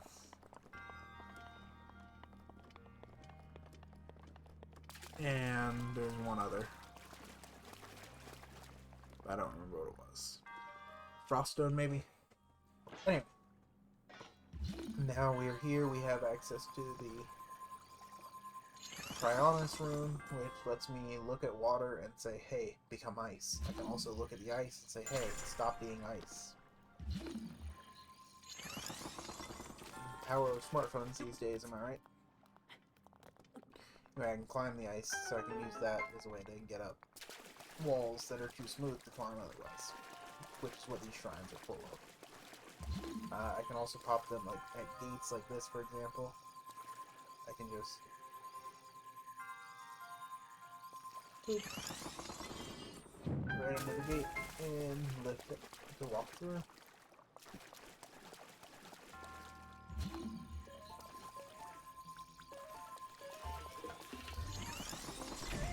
Also use them to block enemy attacks. Like from these little guardians. Block that laser. Just get rid of the ice. Plain and simple. Simple and clean.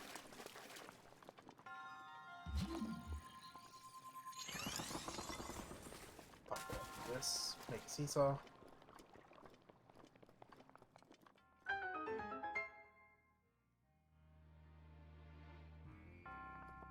Realize that I missed a thing right there.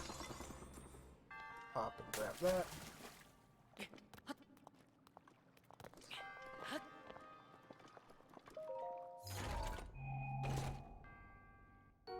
Traveler's Spear.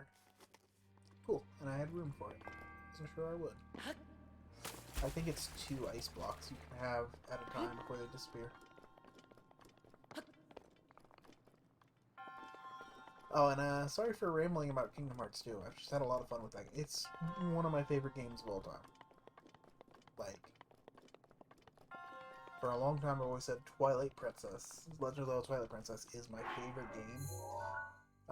Whenever I first played Kingdom Hearts 2 a few years back, it very nearly took that spot. Only issue I wound up really having with Kingdom Hearts 2 as a game is it feels like, especially the final mix version, it feels like there's too much to do. Spirit Orb number 4. Because, like, I like to complete games when I play them. I like to 100% them, or at least come as close as I can. And Breath of the Wild kind of has a similar thing going on with too much, but it's not that Breath of the Wild has too many different things to do, it's just too much of the same. You know, 120 shrines, which I've done before, 900 Korok seeds, which I've only done like 150 of in one playthrough. Oh, old man's here. With this, you have all the spirit orbs from the shrines. Extraordinary, that means it's finally time to tell me everything. But first, imagine an X on your map with the 4 shrines at the endpoints. Find the spot where they intersect, and he'll be waiting there. But then he starts to glow and just disappears, revealing that he's more than he seems. So real quick. Shrine, shrine, shrine, shrine. Oh, would you look at that? That would be right about the Temple of Time where they intersect. And also, obligatory puzzle.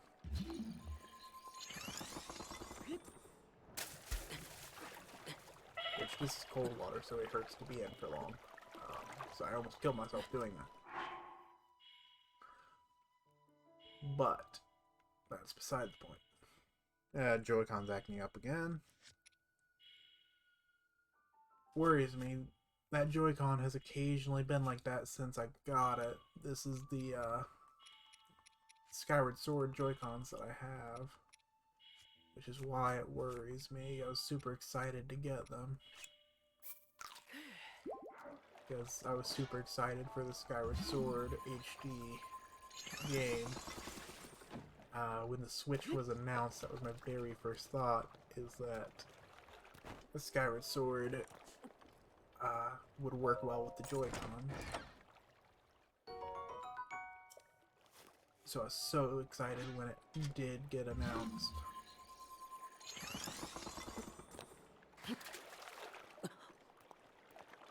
Anyway. But yeah, this game, plenty of side quests, plenty of like monster and item encyclopedia to work on, and definitely a lot of Korok seeds and shrines, but there's nothing in the game that feels like it's weighing you down with 100% requirements. That's an issue that has been in a few Kingdom Hearts games now. Kingdom Hearts 1 wasn't super bad. The super bosses, there are only 4 of. Sephiroth, Krzyzza, the Phantom, Ice Titan, and there was also the Unknown Man, which is just Xemnas. So 5, I guess, super bosses in Kingdom Hearts 1. But even on Proud Mode, if you just get to like a decent level, I mean, by 99 they're a cakewalk. You know, they're not hard. You just gotta know how they each work. It's like Ice Titan, you just have to know that if you cast arrow, you're screwing yourself. But if you time guard well, roll around and glide around, keep heal ready, you'll be fine. Just block all the crystals. It's easy. But compare that to like Kingdom Hearts 2, you've got Sephiroth, you've got the absent silhouettes for Alexius, Zexion, Vexen, Marluxia, and Larxene. You've got the data rematches against all 13 organization members, so Xemnas, Alden, Zigbar, Lexius, Vexen, Zexion, Cyax, Axel, Demyx, Luxord, Marluxia, Larxene, and Roxas. Then you have the Mushroom 13, which, you know, obvious name parallels to Organization 13. Now that I think about it, I don't remember which of them tie to which numbers, but I wonder if there's any special correlation between them and each member of Organization 13. I feel like I looked into it a long time ago, but I don't remember anymore.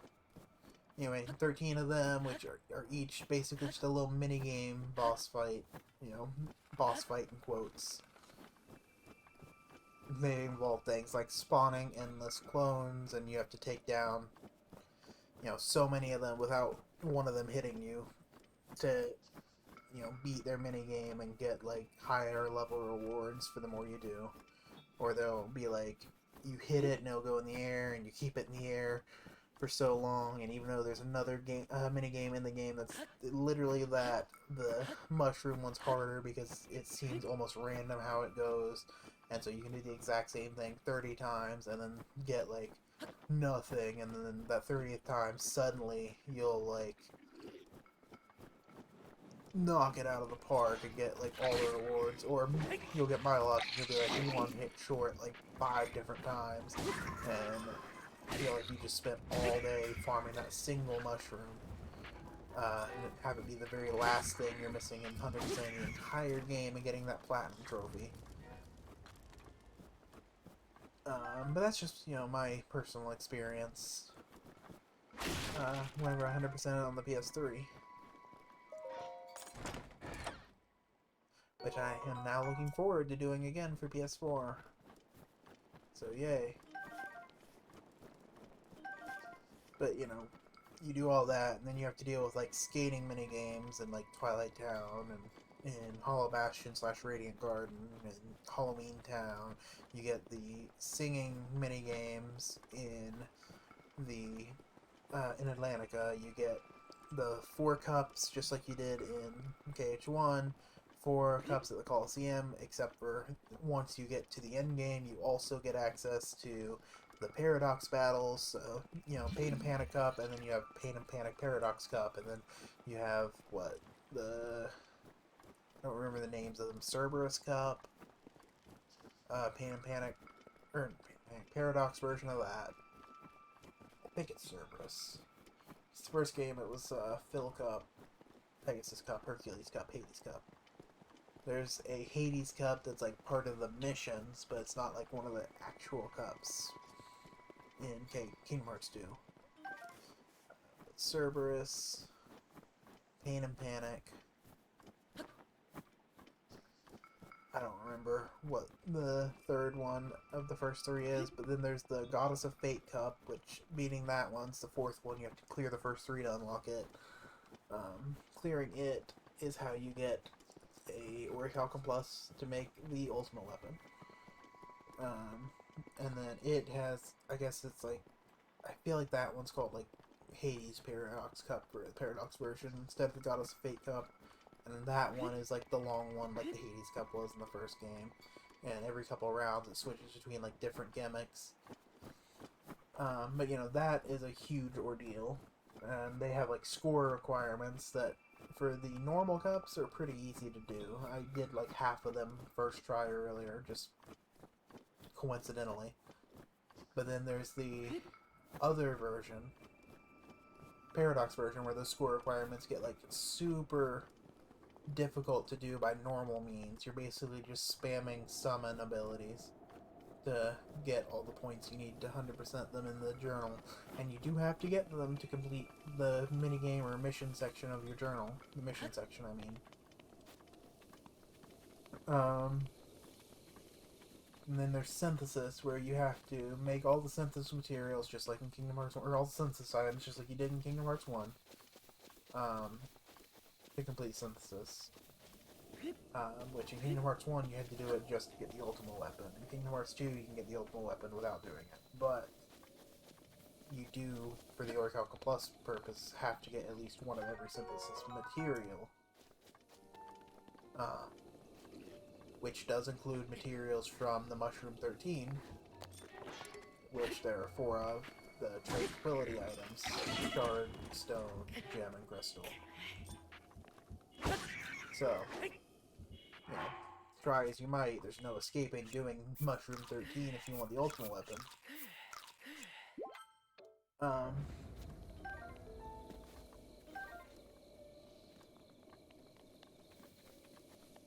see. But you have to make every item, but then, you know, there are bright, energy, and serenity items. That bright and energy can be used the first time you make an item to increase how much experience you get for your removal level from that item, and to make it cost half as many items, which, you know, those are nice little additions. However, from there you also get things like a Bokobat. But you also get things like you hop into the Creations tab, which is where you have made things from recipes or free development already, like the list of things you've already made. And from there you can use Serenity items, which make upgraded versions. So you have to make every item, but then you have to make them all again with Serenity items to get the upgraded things. And on top of all that, you also have to, like, there are lists of items, like getting all the blazing items: blaze, shard, stone, gem, crystal. You know, there's complete like sets of things like that. And the most frustrating one is the last one, which is, you know, this is going to be done way before you make every item. Or way after you make every item, I mean. Because even once you've made everything, and you think you should be done with synthesis, there are still lists for, like, getting a certain number of, like, every normal synthesis material. So, like, the dark shards, you know, or dark items will go with the shard. All shards you'll have to get 30 of, and then 25 stones, 20...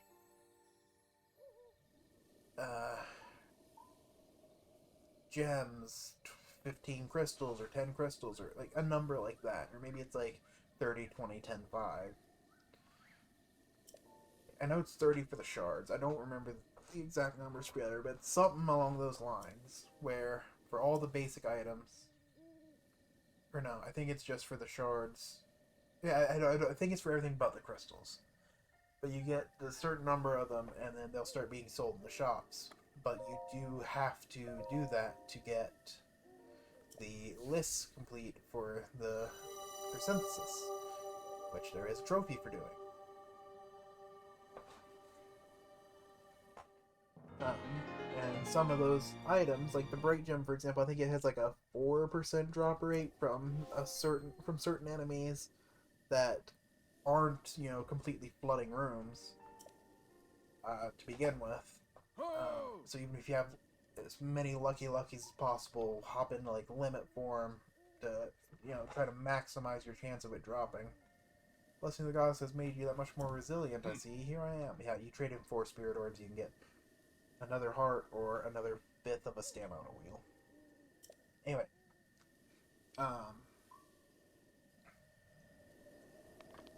You think you should be more than done with the synthesis by the time you make all the items, but no, you get to go farm, for each synthesis material to get enough to do it. Like, I have made almost every synthesis item. I think I've got 2 things I've already made that I have to make the upgraded form for. 1 or 2 things still left in my free creations, and like 6 things chilling in my recipes. Most of them were dropped by the absent silhouettes, and then there's like save the king, save the queen.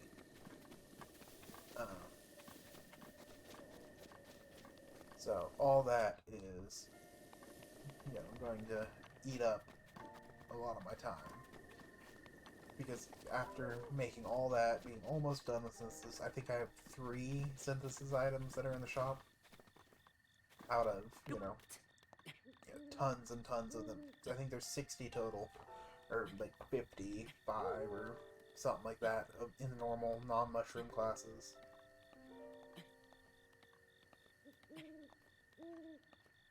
So I get to grind through doing all of those items, which is just going to be mindless battle after mindless battle after mindless battle. Only upside of it being that it'll help me towards getting level 99 to fight all of them. I'm still going to have to figure out which items I'm still missing, how many I'm missing, what Heartless drops them, where that Heartless spawns. Go after that Heartless. Once I get enough, keep count of how many items I get from them. Once I get enough... Ooh, that was bad. Once I get enough, move on to the next one until I've done it for all the items I need to do it for. And that's just one small tick in my journal, complete. All those Mushroom 13, those are just part of the Heartless section of the journal. Like, every single one's individually part of it. And I think you get a Keyblade for doing all of them. But, they're a pain, and they'll take a long time to do all of them. And 1 or 2 of them are probably going to really frustrate you. And then all that, you're just going to get, like, a small tick. Oh, you finished the Heartless section. Congratulations. Which, I guess, no, I think you do, I think you do have to complete every single one of their games with the score requirement just to complete it. Because I think one of the mushrooms only shows up if you've cleared the other 12. Well done there, young one. Then you got the dummy ship. The time has come to show you who I truly am. I was King Rome Bosphoramus Hyrule. I was the last leader of Hyrule, a kingdom which no longer exists.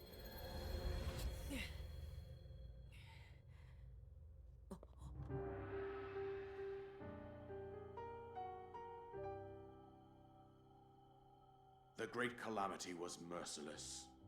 It devastated everything in its path, a century ago. It was then that my life was taken away from me. And since that time, here I have remained in spirit form. I did not think it wise to overwhelm you while your memory was still fragile. So rather than that, I thought it best to assume a temporary form. Forgive me.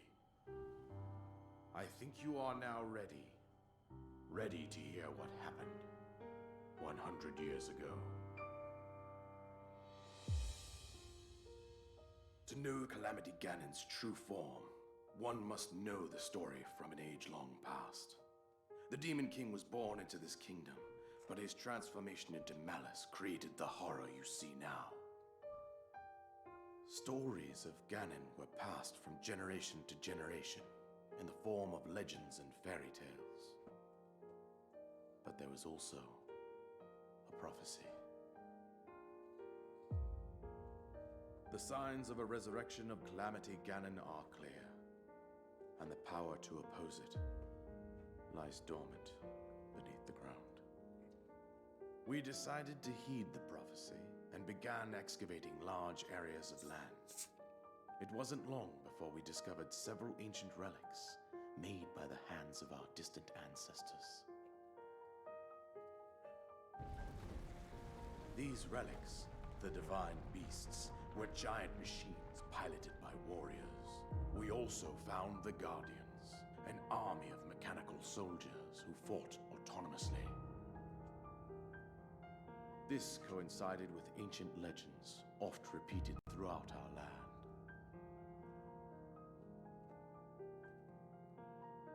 We also learned of a princess with a sacred power, and her appointed knight, chosen by the sword that seals the darkness.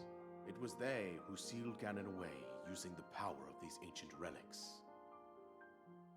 100 years ago, there was a princess set to inherit a sacred power and a skilled knight at her side. It was clear that we must follow our ancestors' path.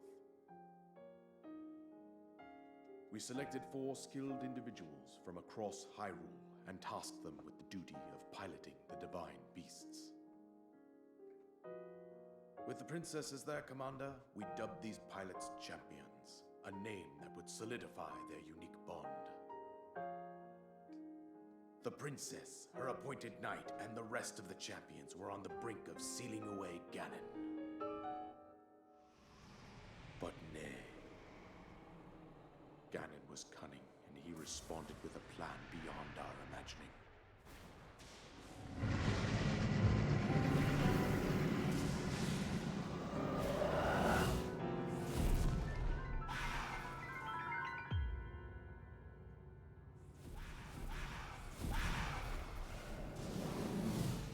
He appeared from deep below Hyrule Castle, seized control of the Guardians and the divine beasts, and turned them against us.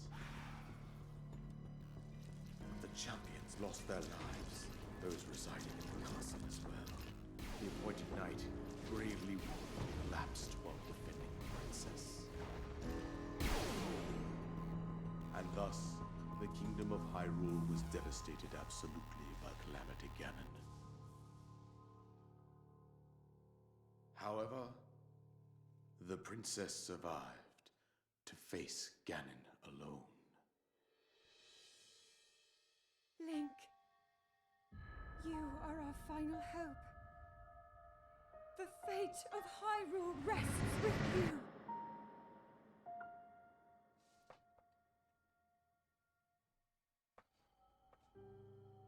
That princess was my own daughter, my dear Zelda. And the courageous knight who protected her right up to the very end. That knight was none other than you, Link. You fought valiantly when your fate took an unfortunate turn. And then, you were taken to the Shrine of Resurrection. Here you now stand, revitalized 100 years later. The words of guidance you have been hearing since your awakening are from Princess Zelda herself. Even now, as she works to restrain Ganon from within Hyrule Castle, she calls out for your help. However, my daughter's power will soon be exhausted. Once that happens, Ganon will freely regenerate himself, and nothing will stop him from consuming our land. Considering that I could not save my own kingdom, I have no right to ask this of you, Link.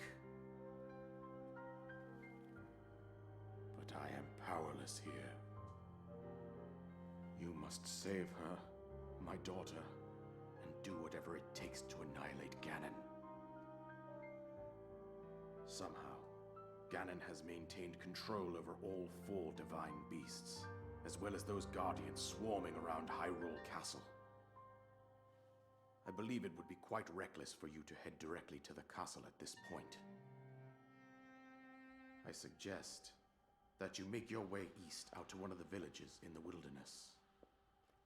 Follow the road out to Kakariko Village. There you will find the Elder Impa. She will tell you more about the path that lies ahead. Consult the map on your Sheikah slate for the precise location of Kakariko Village. Make your way past the twin summits of the dueling peaks. From there, follow the road as it proceeds north.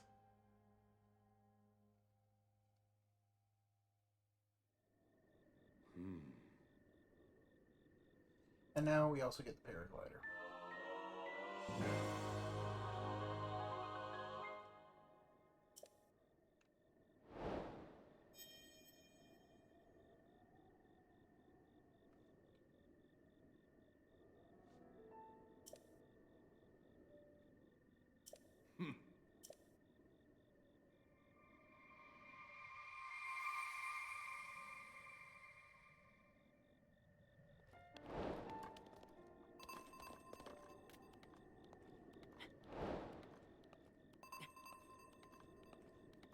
Now a bunch of new quests ping.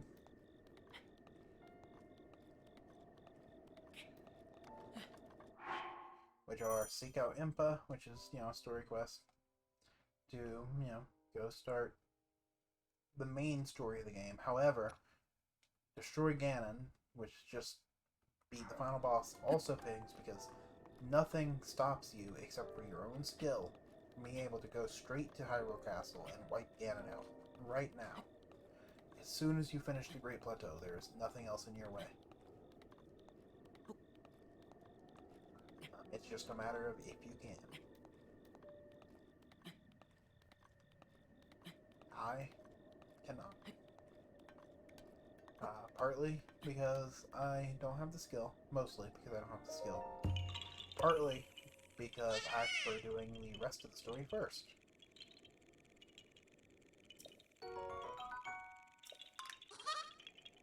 Anyway, Korok Seed at the top. Pretty basic. Whenever you're in the air, if you hit X, pull up the paraglider. Again, pretty simple, pretty standard. Let me get my orientation. Okay. That way. There's a tower right there,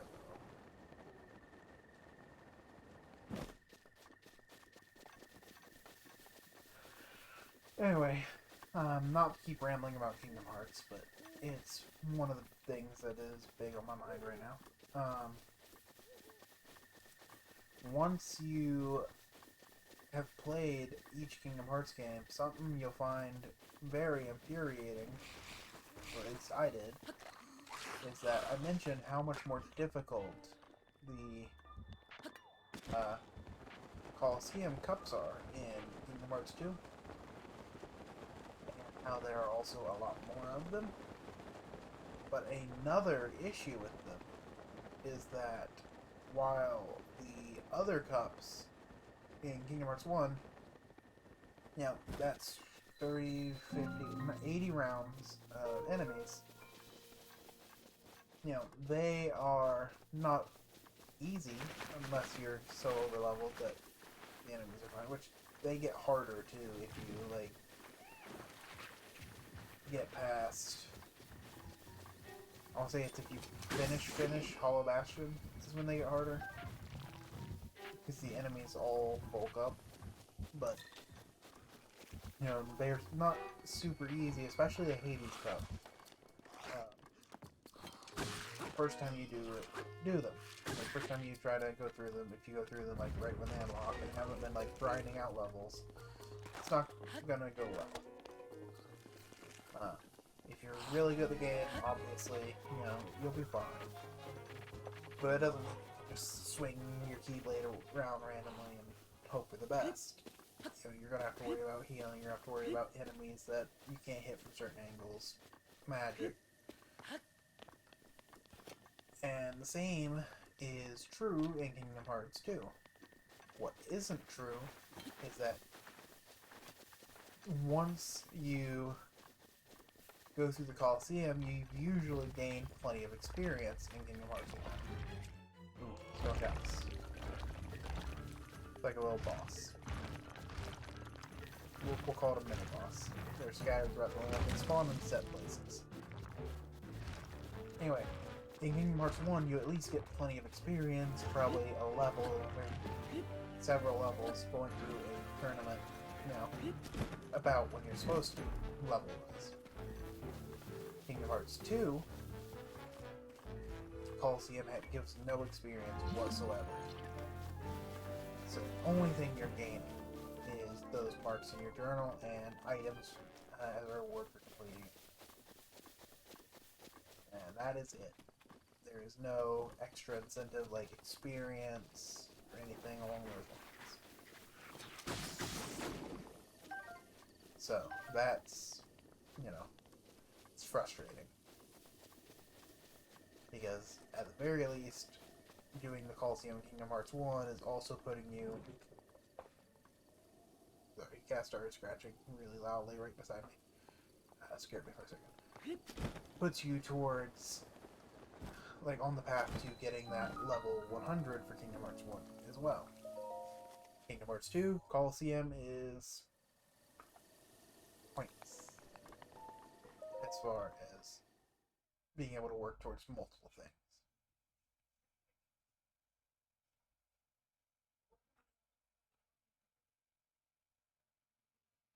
So, that's all my gripes about Kingdom Hearts 2, though. It's just that there's so much going on that's required for completion. That's it. I do deeply love the game, despite all the griping. I love so much about it. The selection of worlds is amazing, you know. Going to Mulan's Land of Dragons, going to Aladdin's Agrabah, you know, some of my favorite movies. My favorite Disney movies right there. Halloween Town and Christmas Town, that's an improvement over what Kingdom Hearts 1 had. Where when you went to Halloween Town, it was just Halloween. Unique bosses, Beauty and the Beast world, something Kingdom Hearts 1 really would have done well with, because they already had Hollow Bastion kind of being like a proxy for Beauty and the Beast world, but it wasn't, you know, the real thing. It was just Beast was there as like party member. Belle was there along with the other princesses. And you did get a rose-based Keyblade from Belle there, but I assume those are probably just holdovers from a point when maybe they were thinking about doing a Beauty and the Beast world. But getting the real deal with Cogsworth and Lumiere and the wardrobe, Miss Potts and all that, it's just a lot more fulfilling. Olympus being more than just a Coliseum, you know, there being a real world to explore with it, party member, even though it wasn't Hercules, it was Auron from Final Fantasy X. It was still nice. Getting, let's see, Atlantica not being set up the way it was in Kingdom Hearts 1, you know, as like the swimming world where a lot of the mechanics were different because the way the world was different. Yeah, that was cool. Yeah, it still had swimming, but it was tiny. But the fact that they changed it to a mini-game world would have been fine, honestly, except for they made it a rhythm game world built around 5 songs. Only, I think, like 2 of the songs were like actually songs from The Little Mermaid. The rest was like, they made like an Ursula boss fight song. They made like Hey, We Did It song. Comes after that, so the boss isn't even the end of the world. And there's, I think, one more song they had, because they have like Under the Sea and Part of Your World. Pretty sure there's another one they made up, but I don't even remember what it is. Shows you how much I like it.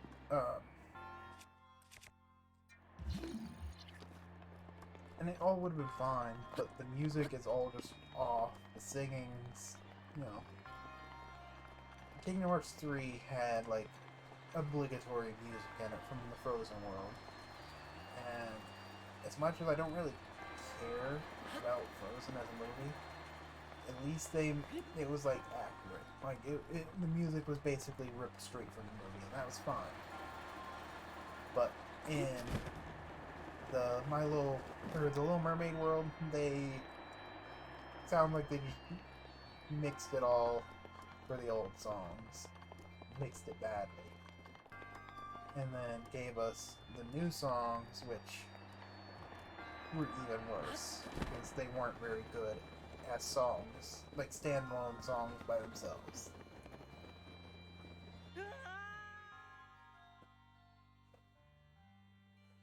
In my personal opinion, but you know, combine that with the fact that the like sound mixing on them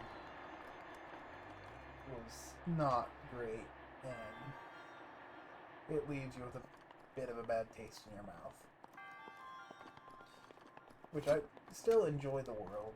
It's just, if they had just had like the same kind of sound quality as you'd expect from music and something related to Disney, it would have been fine. But because they don't, but they still do use Disney songs, I think it's where it is what really is disappointing about it. Because like music, that's something Disney's kind of known for at this point. No.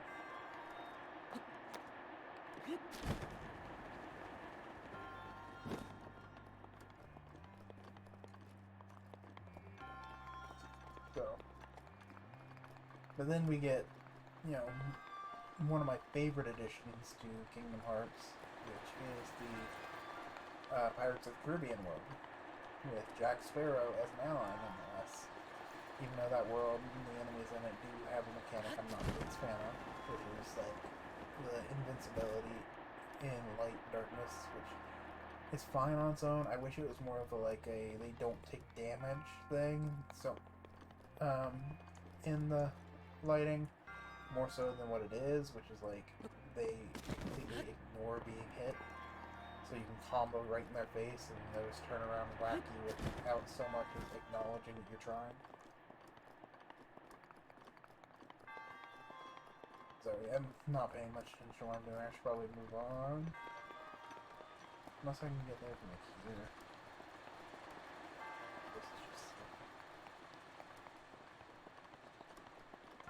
But when we get to Pirates World, and then that's where Agrabah kicks in, and you know, Agrabah is kind of a story kind of based on like Aladdin 2, Return of Jafar. And we get like the Halloween Town world, which is set this time after the movie. And we get the Christmas Town like expansion to the world. Movie's not really a thing. First boss is like, it's just a Heartless. And second boss is a robot made by Dr. Finkelstein. I love that. Then we get another world, which is nice. It's basically the Atlantica of this game. And it goes a little more extreme than Atlantica because you get a full new like list of skills for the world.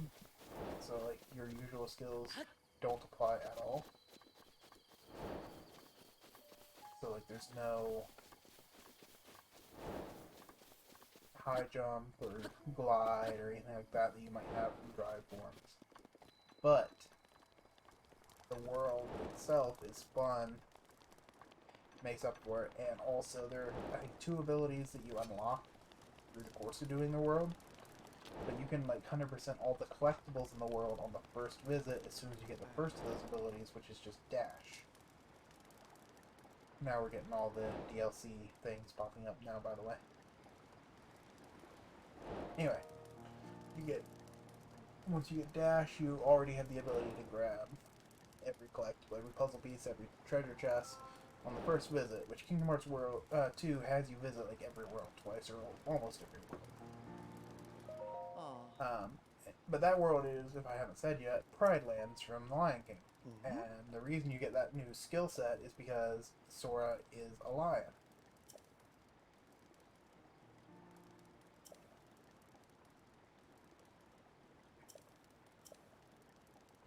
So whenever I say it's like the Atlantica, it's because it does change things up a lot. Kind of like Atlantica does. But unlike first game Atlantica, it's really refreshing. Ah.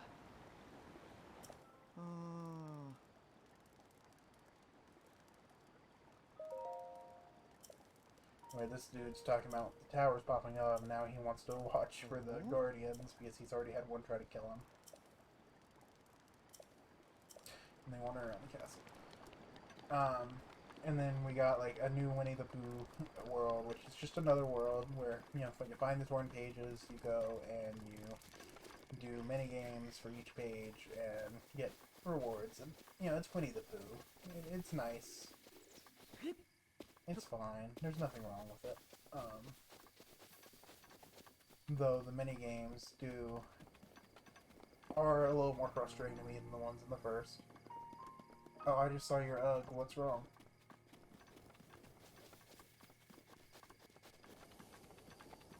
And then there's one last new Disney World edition, which is kind of like Winnie the Pooh. It's a world that you don't access through the Gummy Ship, you access it through another world. But it is Tron, Space Paranoids. And I find that interesting. Kingdom Hearts 1 didn't really feel like there was any sort of like... It didn't feel like a technologically advanced society, I guess. Like, nothing made you think they were particularly far along technologically. But Kingdom Hearts 2, you know, kind of pushes more towards, like, Ansem's lab is full of computers. Hollow Bastion's run by computers, have, like, a AI thing that will help you fight Heartless.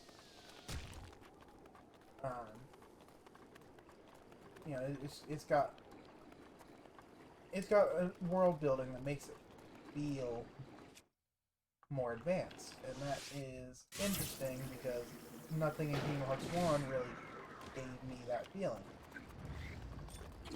So that's why I use the word interesting on Tron, because, you know, it's completely within a computer. You know, it's Tron. Specifically, it's like in the computer that runs that defense system for Hollow Bastion.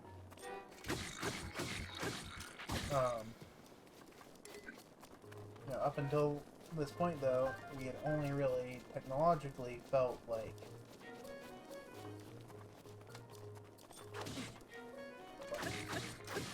the Gummy Ship, I want to say, I guess, is the most technology we'd seen.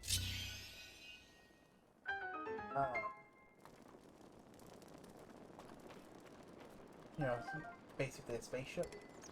So, it felt jarring, and that's why it's interesting. It's a really fun world. It's one of my favorites in the game as far as the new editions go. Pirates of the Caribbean, that, and then Pride Lands are really, I think, my three favorite new worlds in Kingdom Hearts 2. Because Beauty and the Beast and Mulan, I love those movies to death, but each of those worlds just has a level of charm to it that kind of set them apart.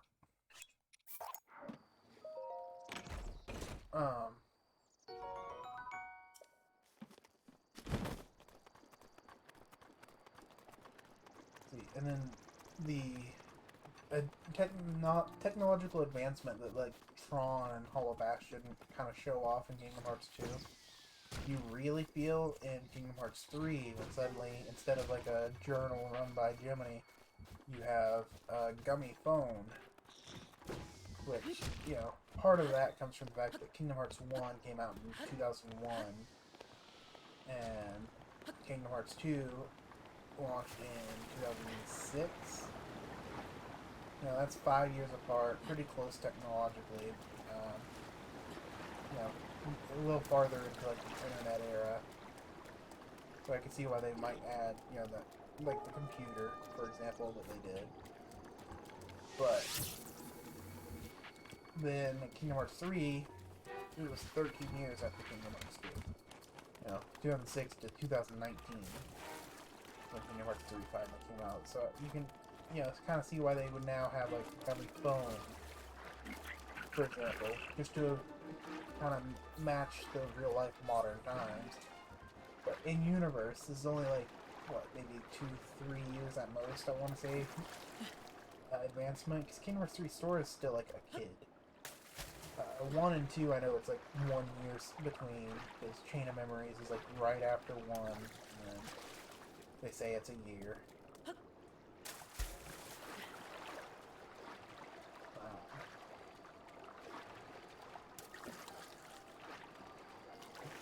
But it feels odd going from like in the first game, there being like no technology whatsoever, except for like the kind of like steampunk clockwork look that Hollow Bastion had. And the gummy ship. Because even the worlds, you know, there's like Alice in Wonderland. You know, it's already an older Disney movie. So it makes sense that there's not much tech there. Olympus, that's set in ancient Greece. Deep jungle, Tarzan, you know, in the jungle. Biggest technology they really had in there was like a projector. So they could show like slides of modern things. Modern in quotes. Agrabah, you know. Middle Eastern, like ancient in quotes. Yeah. Monstro was literally inside a whale, but Pinocchio's older movie. So even if that was set at a quote-unquote modern time for its release, it was still so long ago that, you know, technology was not where it is now. You'd have maybe like cars, TV, and telephones, but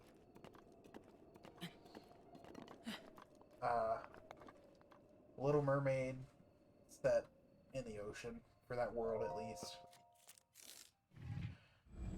Halloween Town set like in a Halloween like dimension, basically.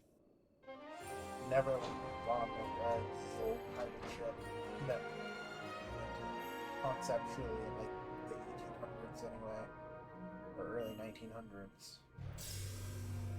Not really sure when time-wise when Peter Pan was written.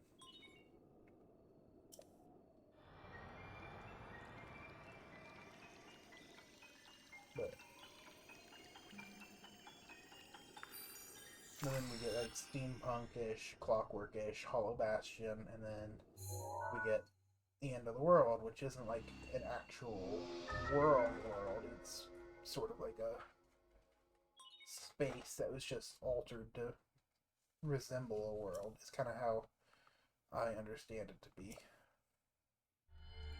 But, you know, the point is, there's nothing super advanced there. And then Kingdom Hearts 2 comes around, and we get Twilight Town, which has, like, a train system, which isn't super advanced or anything, but it already is, like, public transport is something that we hadn't really seen anything along the lines of in Kingdom Hearts 1. Nor we got the Sheikah sensor, by the way, so it will react when we're close to shrines we haven't visited.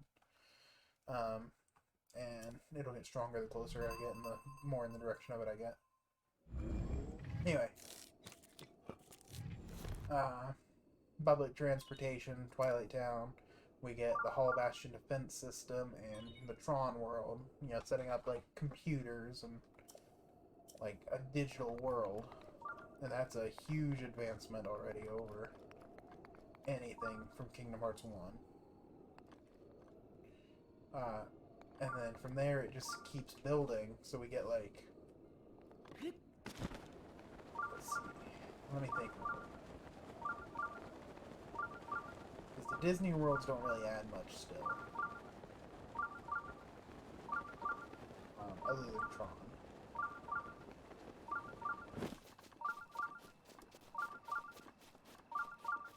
Yeah, I want to say that's more or less it. You know, there's like Ansem's computer system, like I mentioned, which in the final world, which is like a modern city aesthetic for the first part of it, for the world that never was. And like relation to technology is cropping up there.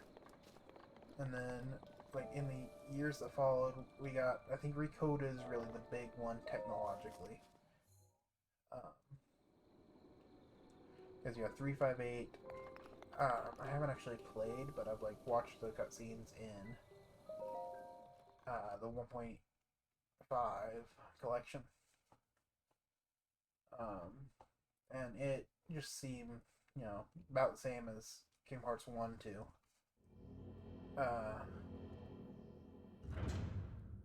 Birth by Sleep is set 10 years before Kingdom Hearts 1, and it doesn't really do much else technologically that I remember.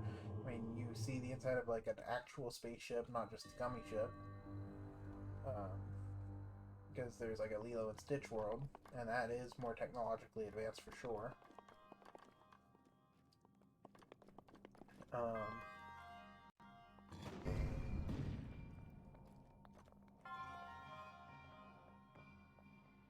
But Recoded is really the big one, because that entire game is like a digital simulation. Because it's like a, what is it? It's supposed to be like a digital recreation of Jiminy's journal. Is what's going on there. And it's like a digital Sora going through, like, basically it's a redo of, I want to say, of Kingdom Hearts 1's story. Kind of like Chain of Memories is.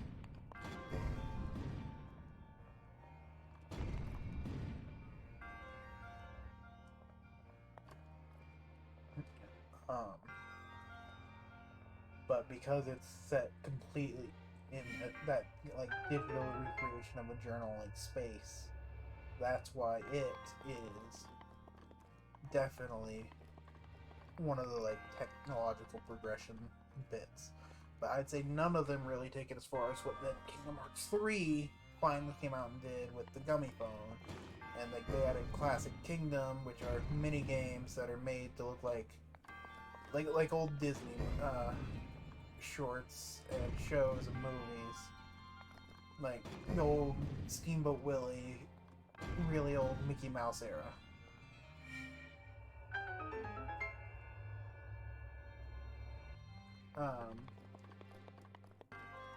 And that is like super cool.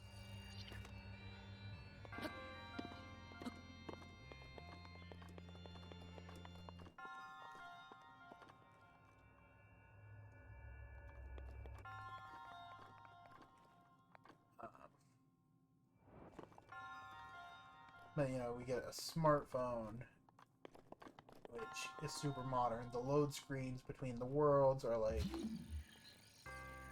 completely modern. Social media. You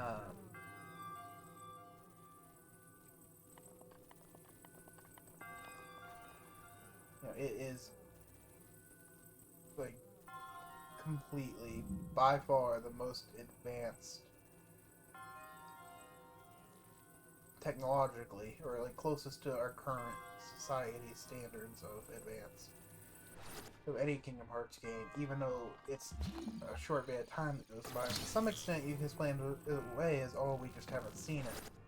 But like, that is given to you in Twilight Town, which has been appearing since Chain of Memories, where Chain of Memories, you know, it didn't really need to add much, but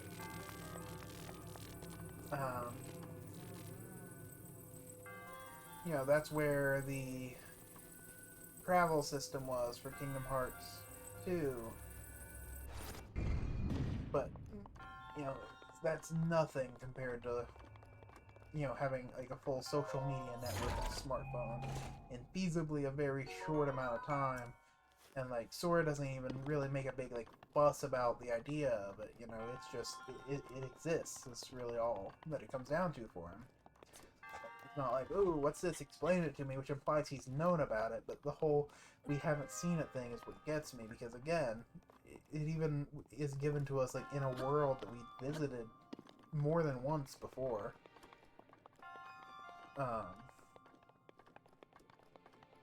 Traverse Town, Kingdom Hearts 1 is another thing I wanted to talk about, because it had like doors and gates that were like magically sealed or whatever, or locked in Kingdom Hearts 1, and that wasn't super significant technologically. But then in Dream Drop Distance, you visit the exact same world, Traverse Town.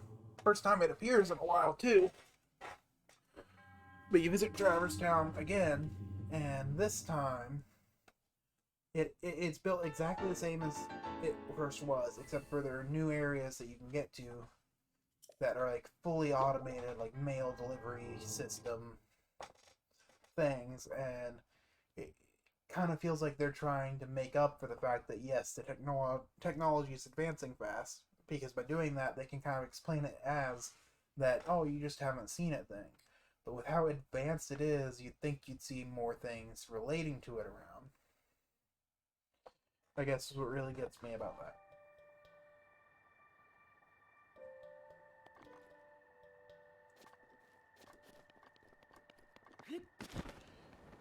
So that's enough of that Kingdom Hearts rant. I promise, I love those games. I love every single one of them. I even played Kingdom Hearts Union Cross and Dark Road, the mobile games, until they shut down.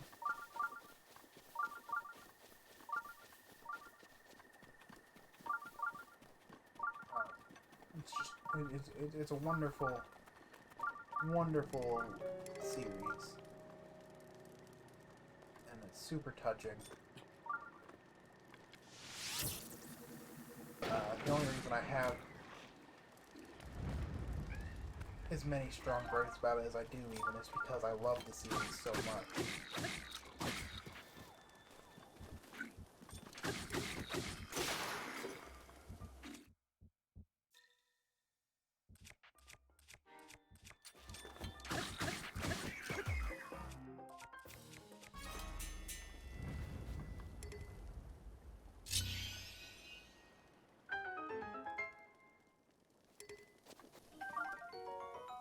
Hey, the cobble guts.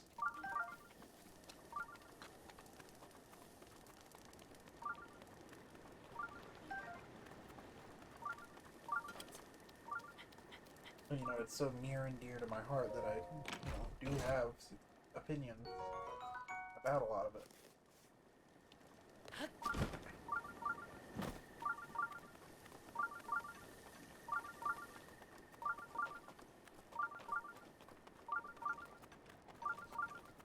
I even mentioned that because I played Kingdom Hearts 1, I sat down and played more Chain of Memories, and beat it on proud mode again. Yeah. That's a game that a lot of people, it's divisive, basically, is what I'm trying to try to say here. I'll just leave it at that, because that gets the point across well enough. That I shouldn't have to go into it. No, it's not news that it's divisive.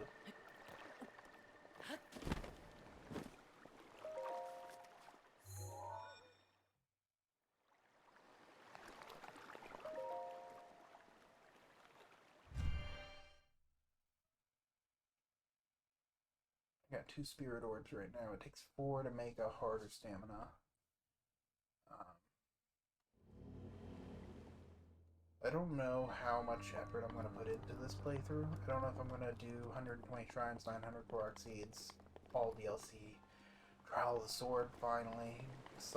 One of the only things other than Korok seeds I didn't do in the first game, or my first playthrough.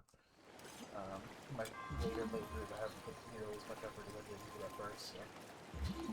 But I didn't do it the first one, I definitely didn't do it there.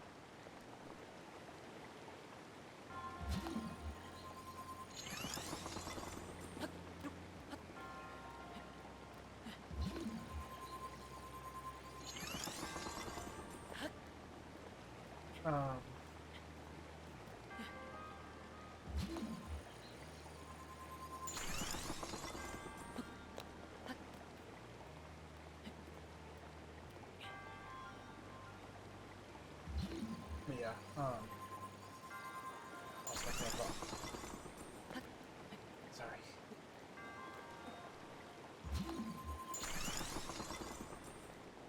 Yeah, strong opinions come from a place of love in a franchise like Kingdom Hearts or Zelda. At the end of the day, I truly do love every game in the series that I've played. And for Zelda, that is all of them. For Kingdom Hearts, that is all of them except for Recoded and 358 and the original version of Kingdom Memories, the Game Boy Advance version. I haven't played that yet either. That being said, I do own all of them. Haven't had the time to sit down and beat them. And I've seen the stories through the collections for all of them. Or in the case of original Chain of Memories, you know, I've played Chain of Memories 100%. Or not 100%, but I've beaten both stories.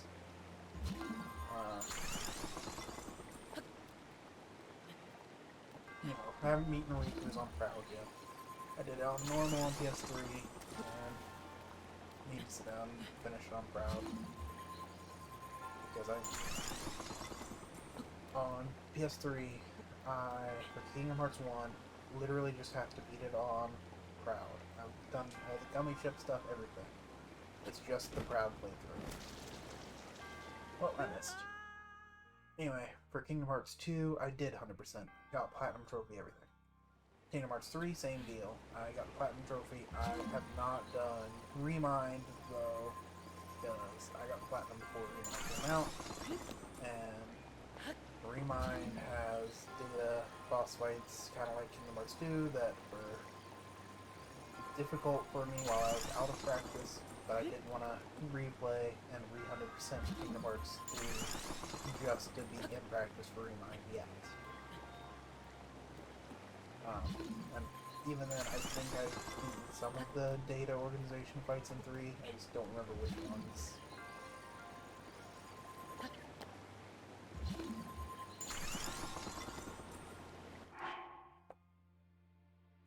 One sec. I will be right back, everyone.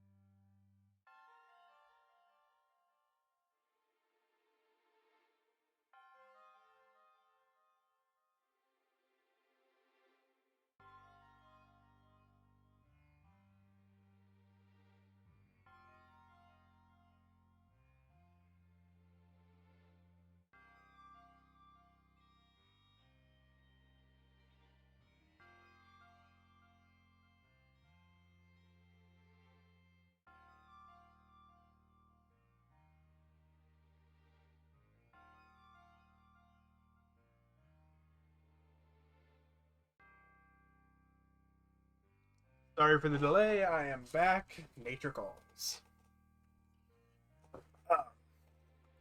Having said that, I don't think I'll be streaming for too much longer tonight. Because I do have a nice little 10-hour shift tomorrow, and I still have to eat today. So I'm trying to think of what a good goal to set for tonight is. There we go. Purple rupee, that's 50 monarchs. Whoa.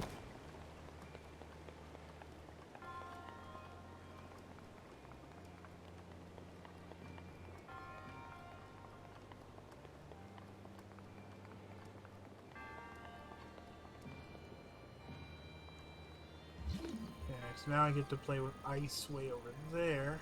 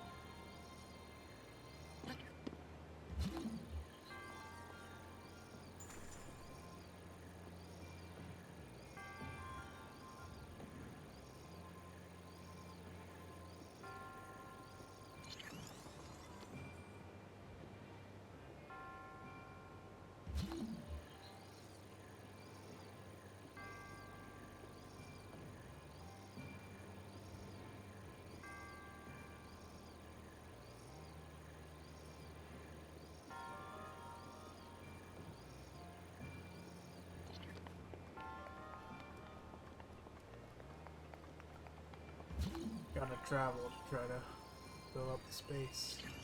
Let's hope that works. Yeah.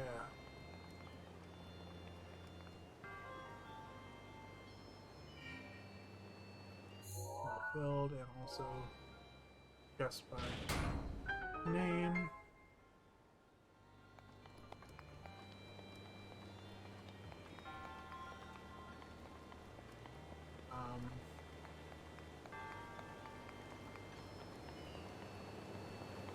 But yeah, I'm thinking my goal might just be to get to Kakariko and I'll hit my amiibo real quick or something.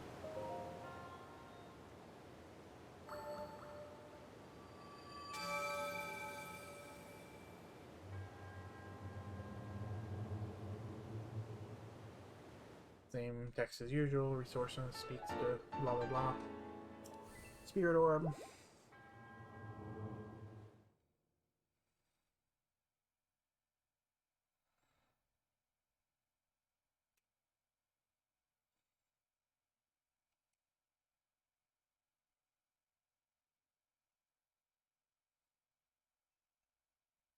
Okay, so there it's telling me about perfect dodge, which I haven't really been dodging. Oh yeah, spikes are gone now that I finished it. You know, dodge is just jump.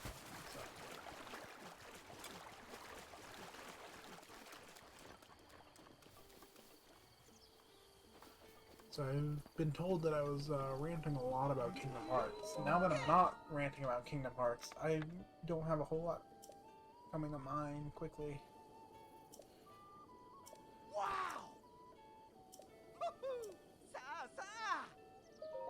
Let's see what he's got.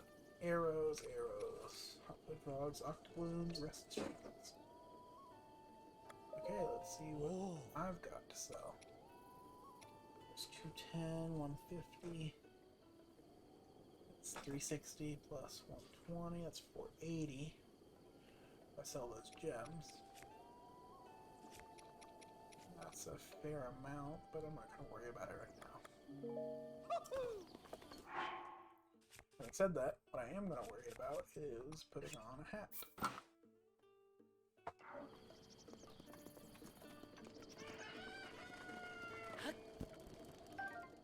Wow!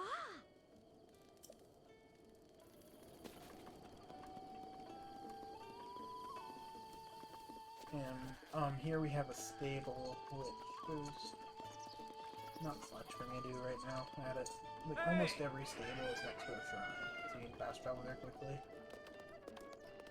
You can get, like, horses. A lot of them have quests like this. Oh.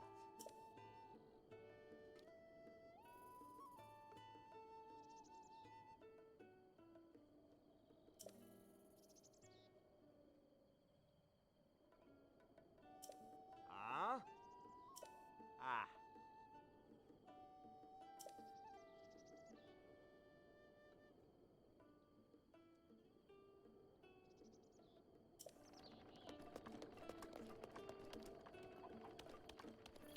Pretty sure there's a quest there, but there'd be something else to do to trigger it.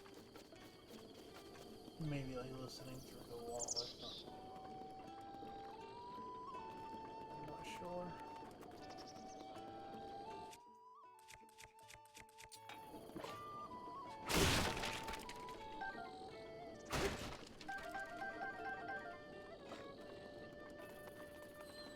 Probably something more like listen at night or listen from some sort of hiding place.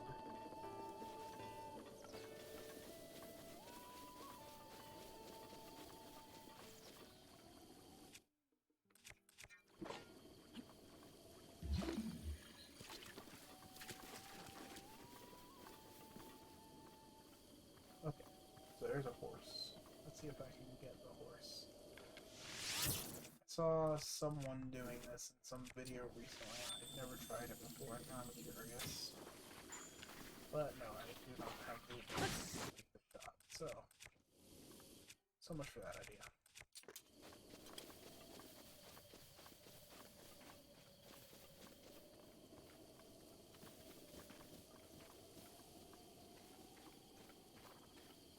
I doubt I've even got the stamina really to do it. But I'm gonna try.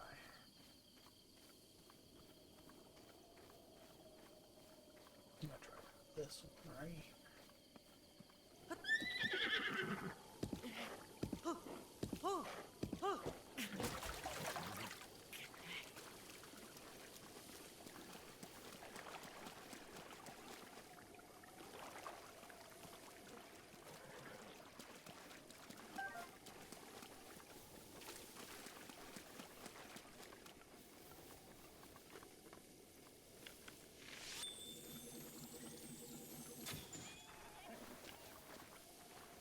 That's what I saw someone else do.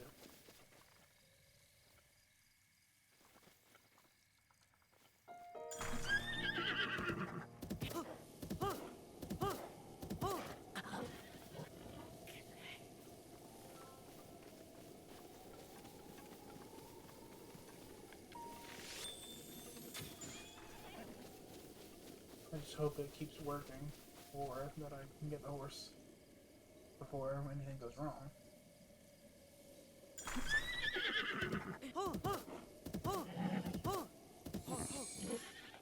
There, like that.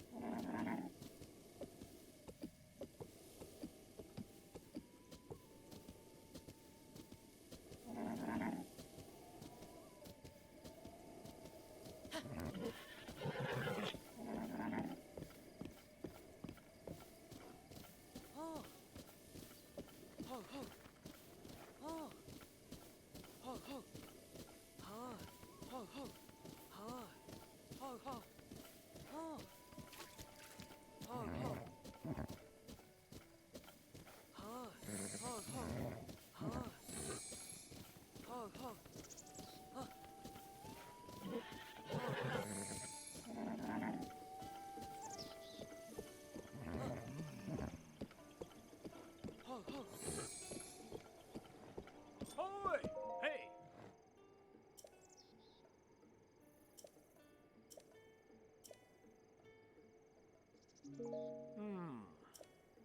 Yeah, so it looks like he just gives you details on nearby villages and like finding places. Hey!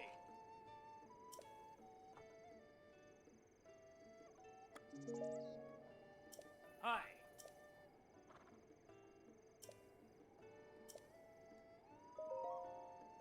Hmm? So it's not got a lot of strength, but it's got some speed and stamina.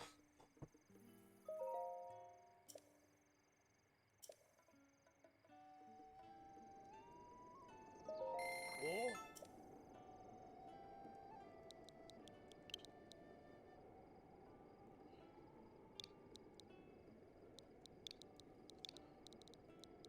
So I'm just gonna name this horse after, you know, you, one viewer. Oh. Nah, I think I can get something better to fit. I wasn't sure if I would because of the character limit. So I didn't feel like counting.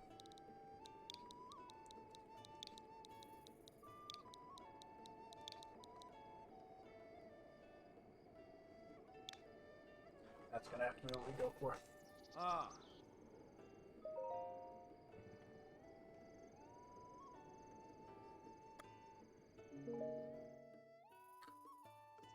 Ah. Ah. Yeah, down on the left side, will summon the horse. Which isn't super useful right now. But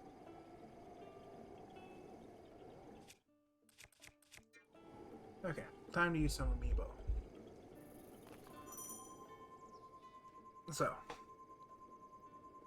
So we're fully in the clear. What I've got are I have all 4 champions. I've got less important, but I've got Skyward Sword Zelda. I also have Toon Zelda, Toon Link from Smash, Wolf Link, Link from Smash, 8-Bit Link, and Breath of the Wild Zelda. So, first one I'm going to use is Smash Link, and that's just because it is relevant to what is happening. What is happening is that there is a cat walking right in front of me, between me and the screen. So let's lift her onto my shoulders and let her walk away. Smash Link.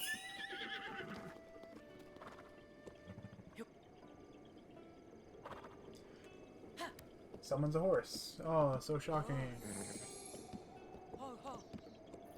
Looks very similar to the horse I just tamed, too, doesn't it? Hey.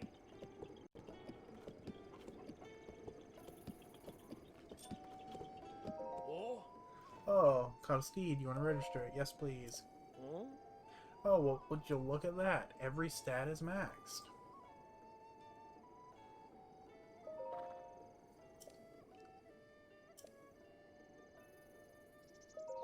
Ah. Oh. Wait a minute. Isn't this Epona, the horse of legend? Hmm. What are you thinking? You can't rename a horse of legend. Pretty sure there's a law against that. So Epona, is it? Or so Epona it is? Yeah. It's what I would have named it anyway, so. Oh. So yeah, I have Epona because of that Link amiibo, because that Link amiibo works exactly the same as Twilight Princess Link. Let's see, next up we'll do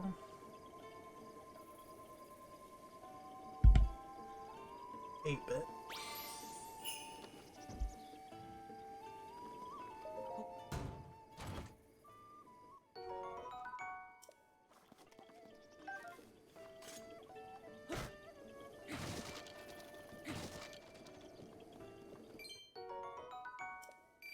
Which will give me plenty of money and arrows from the looks of it.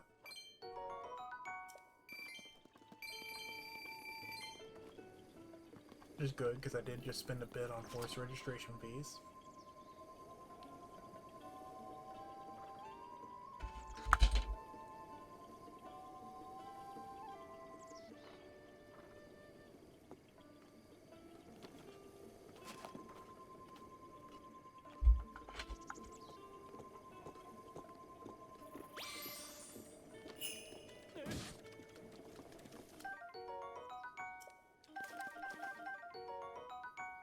Okay, that one was my Smash Toon Link, by the way.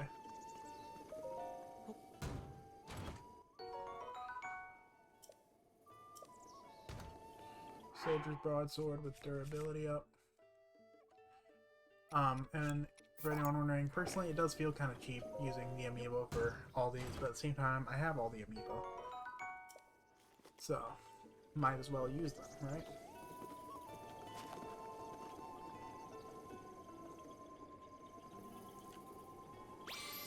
There it goes.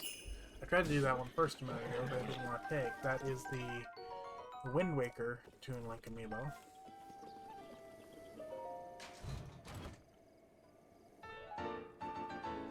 Cap of the Wind. So, the hat from Wind Waker.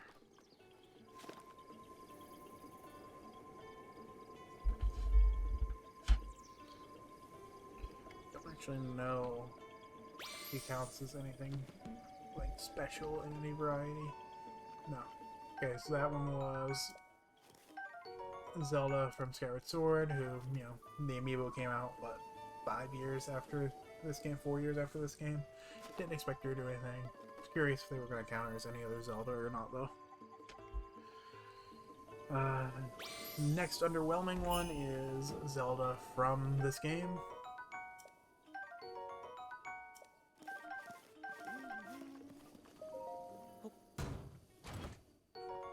Knight Shield. It's not bad. Definitely worth dropping Traveler Shield for.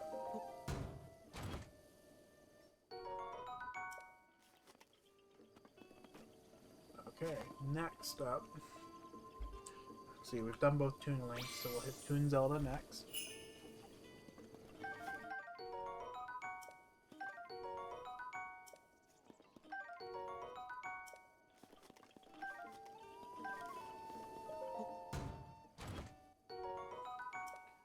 Durability up, Knight Shield.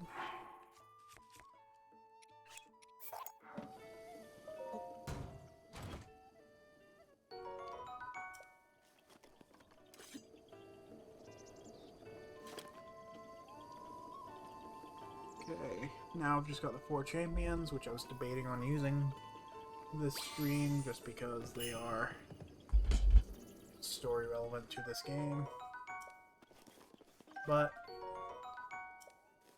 I figure this game is 5.5 years old. It should be fine. So there's the Daruk amiibo. So, you know, Goron gives you a bunch of Goron-based things. So, Cobble Crusher weapon, which I will drop Traveler Spear for. And a bunch of like mining materials. Let's see, next up we will do Urbosa the Gerudo, which gives us cooked meat, which will help later when we need healing.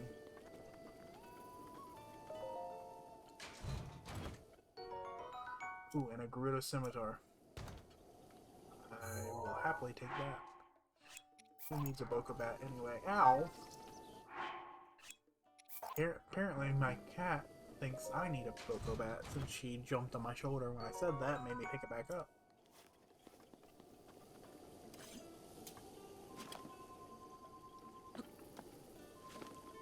Okay. Next we will do Rivali. Oh no!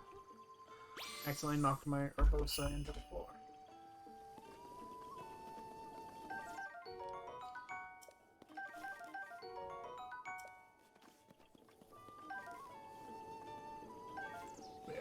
Most Legend of Zelda amiibo have like unique rewards that you can get for them.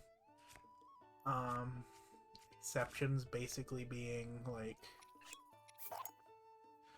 the ones that came out after this game, so like Link to the Link's Awakening Link or Skyward Sword Zelda. Ones that came out for this game, except the champions. So that would be like Rider, Archer, Guardian, Bokoblin, and whatever the Zelda So there are 2 links. Zelda, the Guardian, and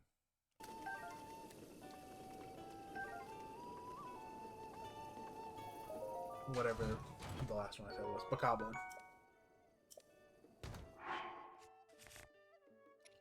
But like everything else drops at least a unique item, or has the ability to. So there's like the Toon Link stuff you already saw can drop. Toon Link outfits, more or less all the Links can do that. So like Young Link drops Ocarina. There's a special Majora's Mask Link that can drop Fierce Deity. Smash, yeah, Twilight Princess Link for that. Skyward Sword Link for his.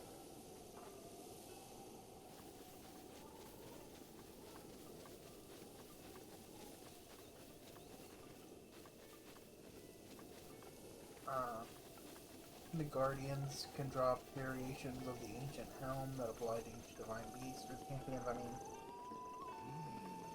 which is why they're like the exception to the rules.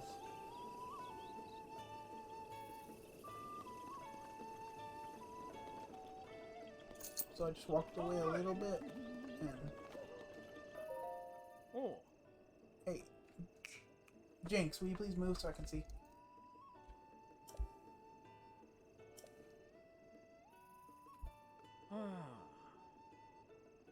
Oh.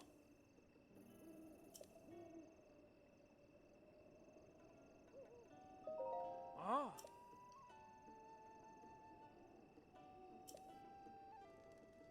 I wish I had talked to him first. Oh.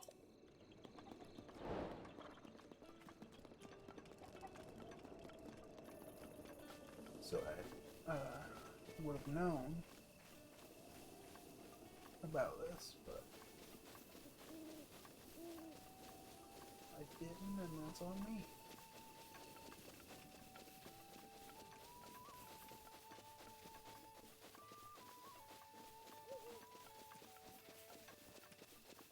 Anyway, I want to say you get like special weapons for some of them too. Like I think Just Sword is one you can get from 8-Bit Link.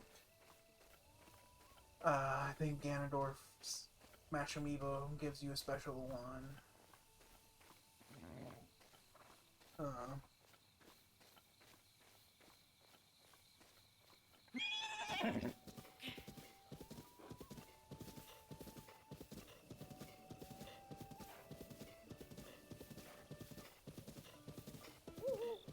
That went really quickly.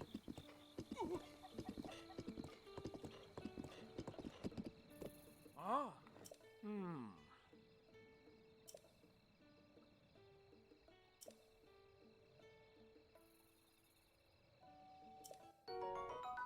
Yay, 50 monies.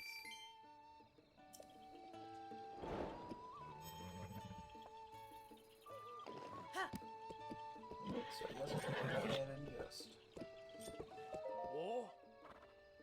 register this one to do it. Hmm. Yeah, it's pretty basic. Ah. I'm gonna name it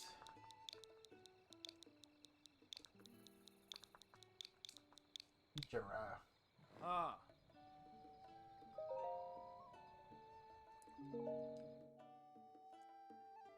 Oh.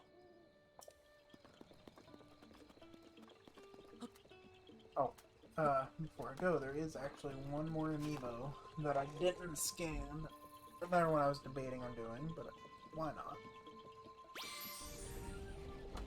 Is my Wolf Link amiibo, which is unique because it actually summons Wolf Link from Twilight Princess to aid you in battle as a companion. And you can see my Wolf Link has 20 hearts. He comes with like a base 3 hearts, just like any Link, you know, starts the game except Skyward Sword. But then when you play Twilight Princess, scanning that amiibo will unlock a special Wolf Link dungeon. And doing that dungeon, like reaching a checkpoint in that dungeon with will allow you to scan the Wolflink amiibo, and however many hearts you have at the end of that dungeon, it is how many hearts you can register your Wolflink amiibo to then have. So, I have done that with all 20 hearts in the game, so I was able to get a max health Wolflink amiibo thanks to doing that.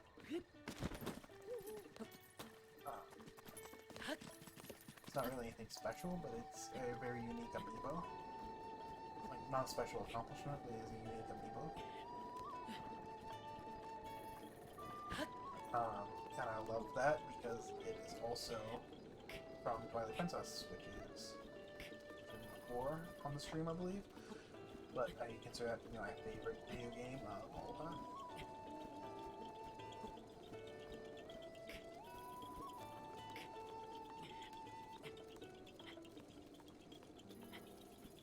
So, you know, it's kind of like a double whammy win.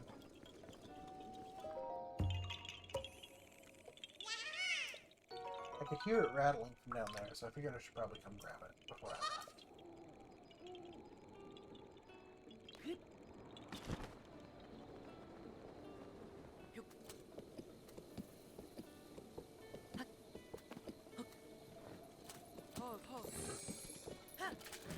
Come on. Am I traveling through?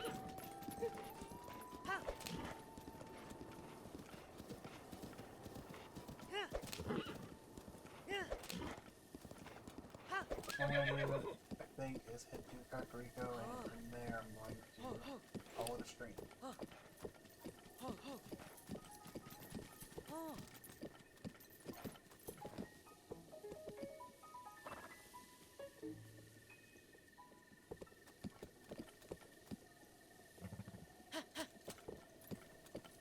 Sorry, I was listening to a little jingly music for a minute. It felt suspicious.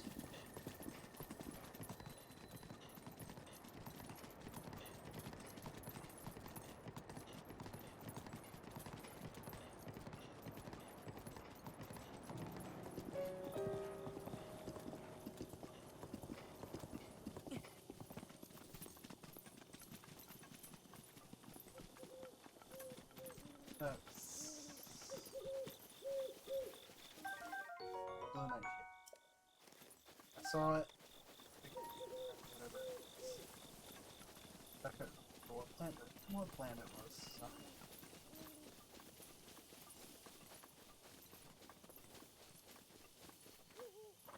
Back to Epona.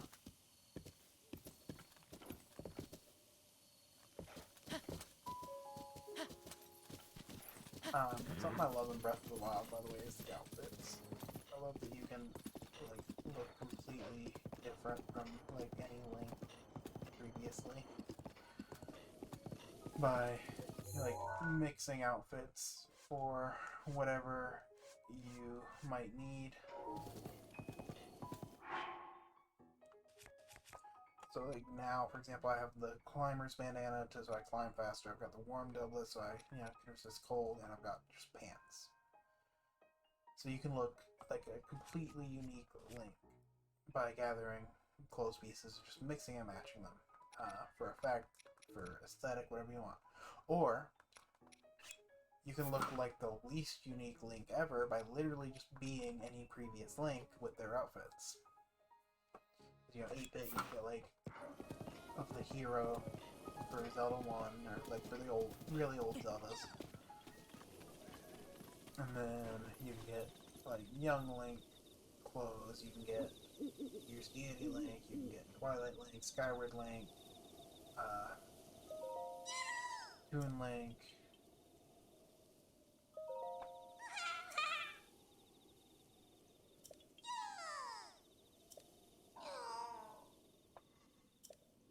This is Hestu. He is a giant Korok. He wants us to go get his maracas that have been stolen.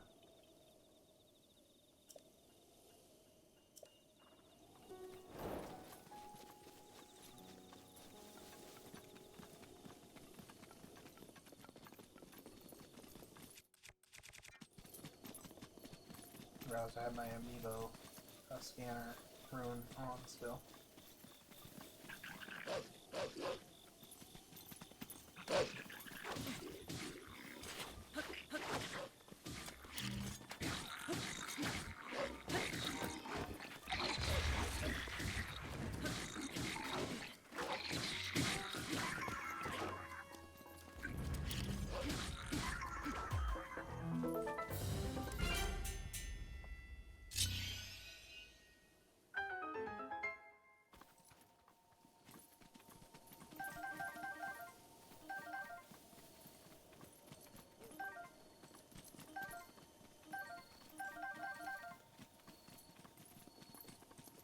it was a bit anticlimactic.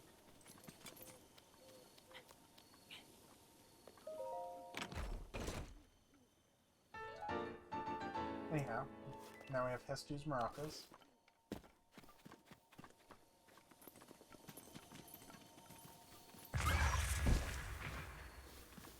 Oh, I accidentally hit the poor boy. I injured my good boy.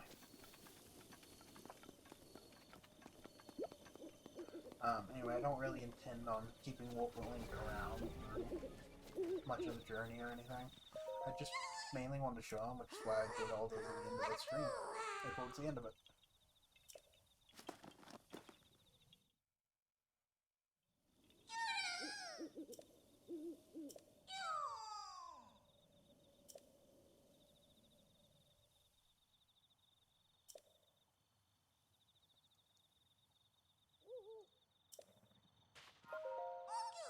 Yeah, he can expand your inventory for Korok seeds. That's what the use of them are.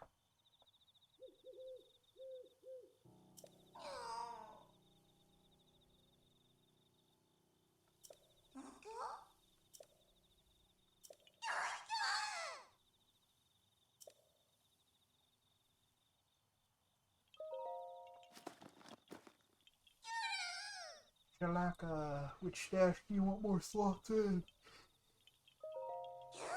I'll do weapons. Basically, he'll sit there and dance. And then you get a new slot.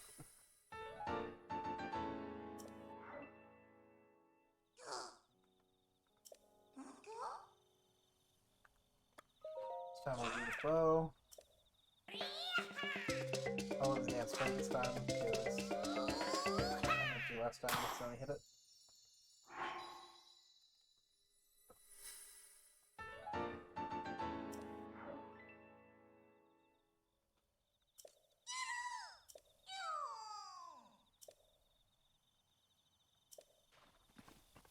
Yeah, and then he tells you to go to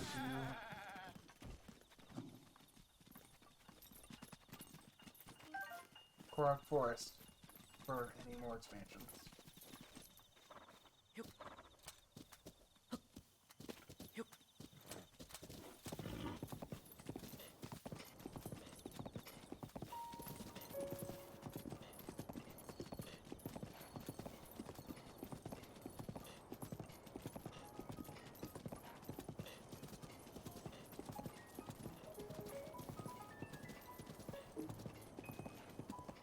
Right here is a Korok that we can go ahead and grab.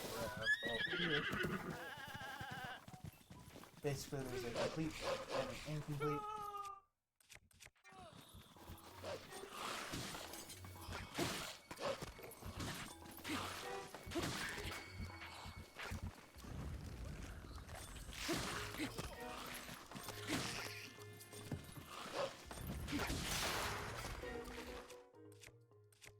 A four sword.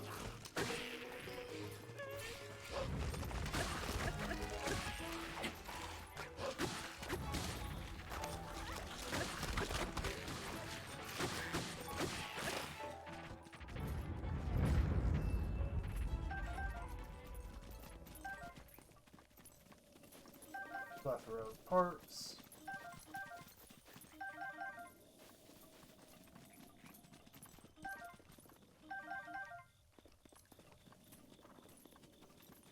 Which I might as well take. And then, back to what I was saying, there's a complete and an incomplete picture. That's what these are. There's one nearby stone that is made of metal that you can use magnesis on. Complete.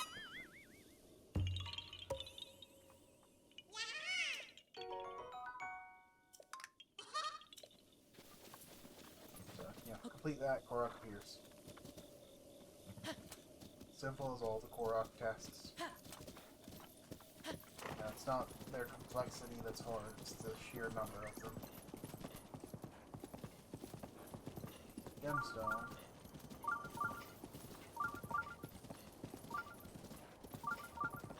But we're gonna try later. Wolf Link will guide you to locations of your Sheikahs. I actually did not know that.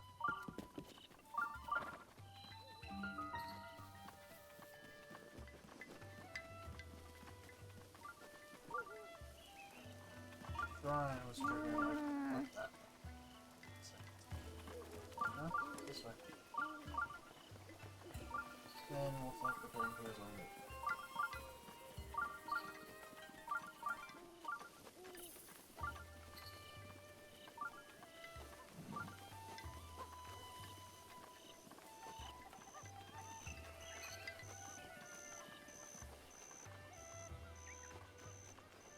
Hey, guess what this is?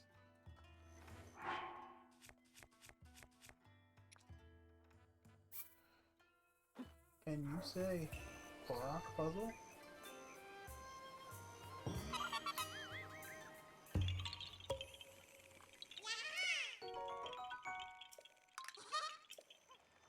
Basically, they all have the items of one, so.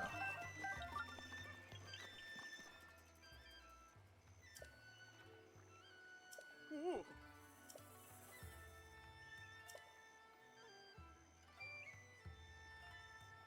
Ooh.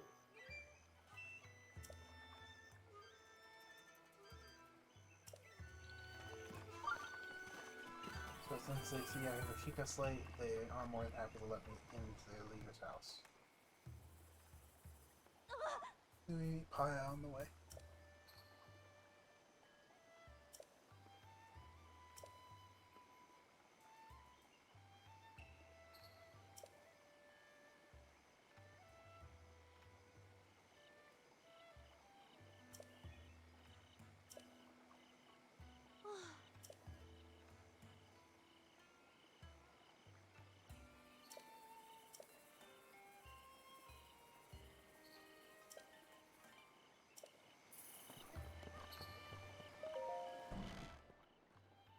Poor girl, so scared of man, I guess, that she So, forgets to you're see him. finally awake.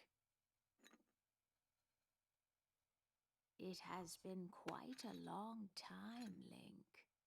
I am much older now, but you remember me, don't you?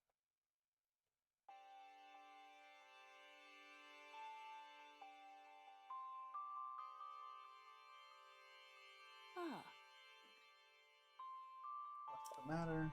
You're looking at me as though I am a stranger to you. Those eyes, they lack the light of familiarity. Is that I, courageous one? Impa.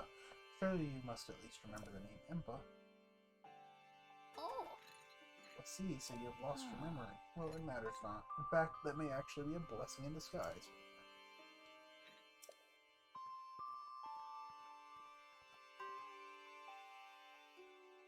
oh, oh.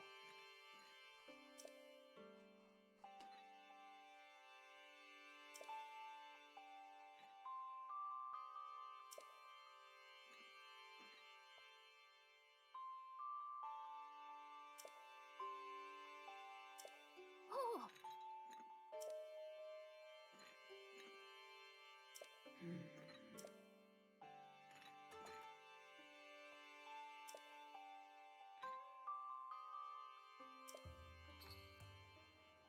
So she has a message from the princess that may be difficult. So on that note, I think that's as good a place as any to call it for the stream, having made it to Kakariko Village. So, hope you enjoyed. If you have, feel free to follow me on Twitch or subscribe to my channel on YouTube. I do upload all these streams to YouTube after the fact. I hope everyone stays safe and has a wonderful night. Goodbye.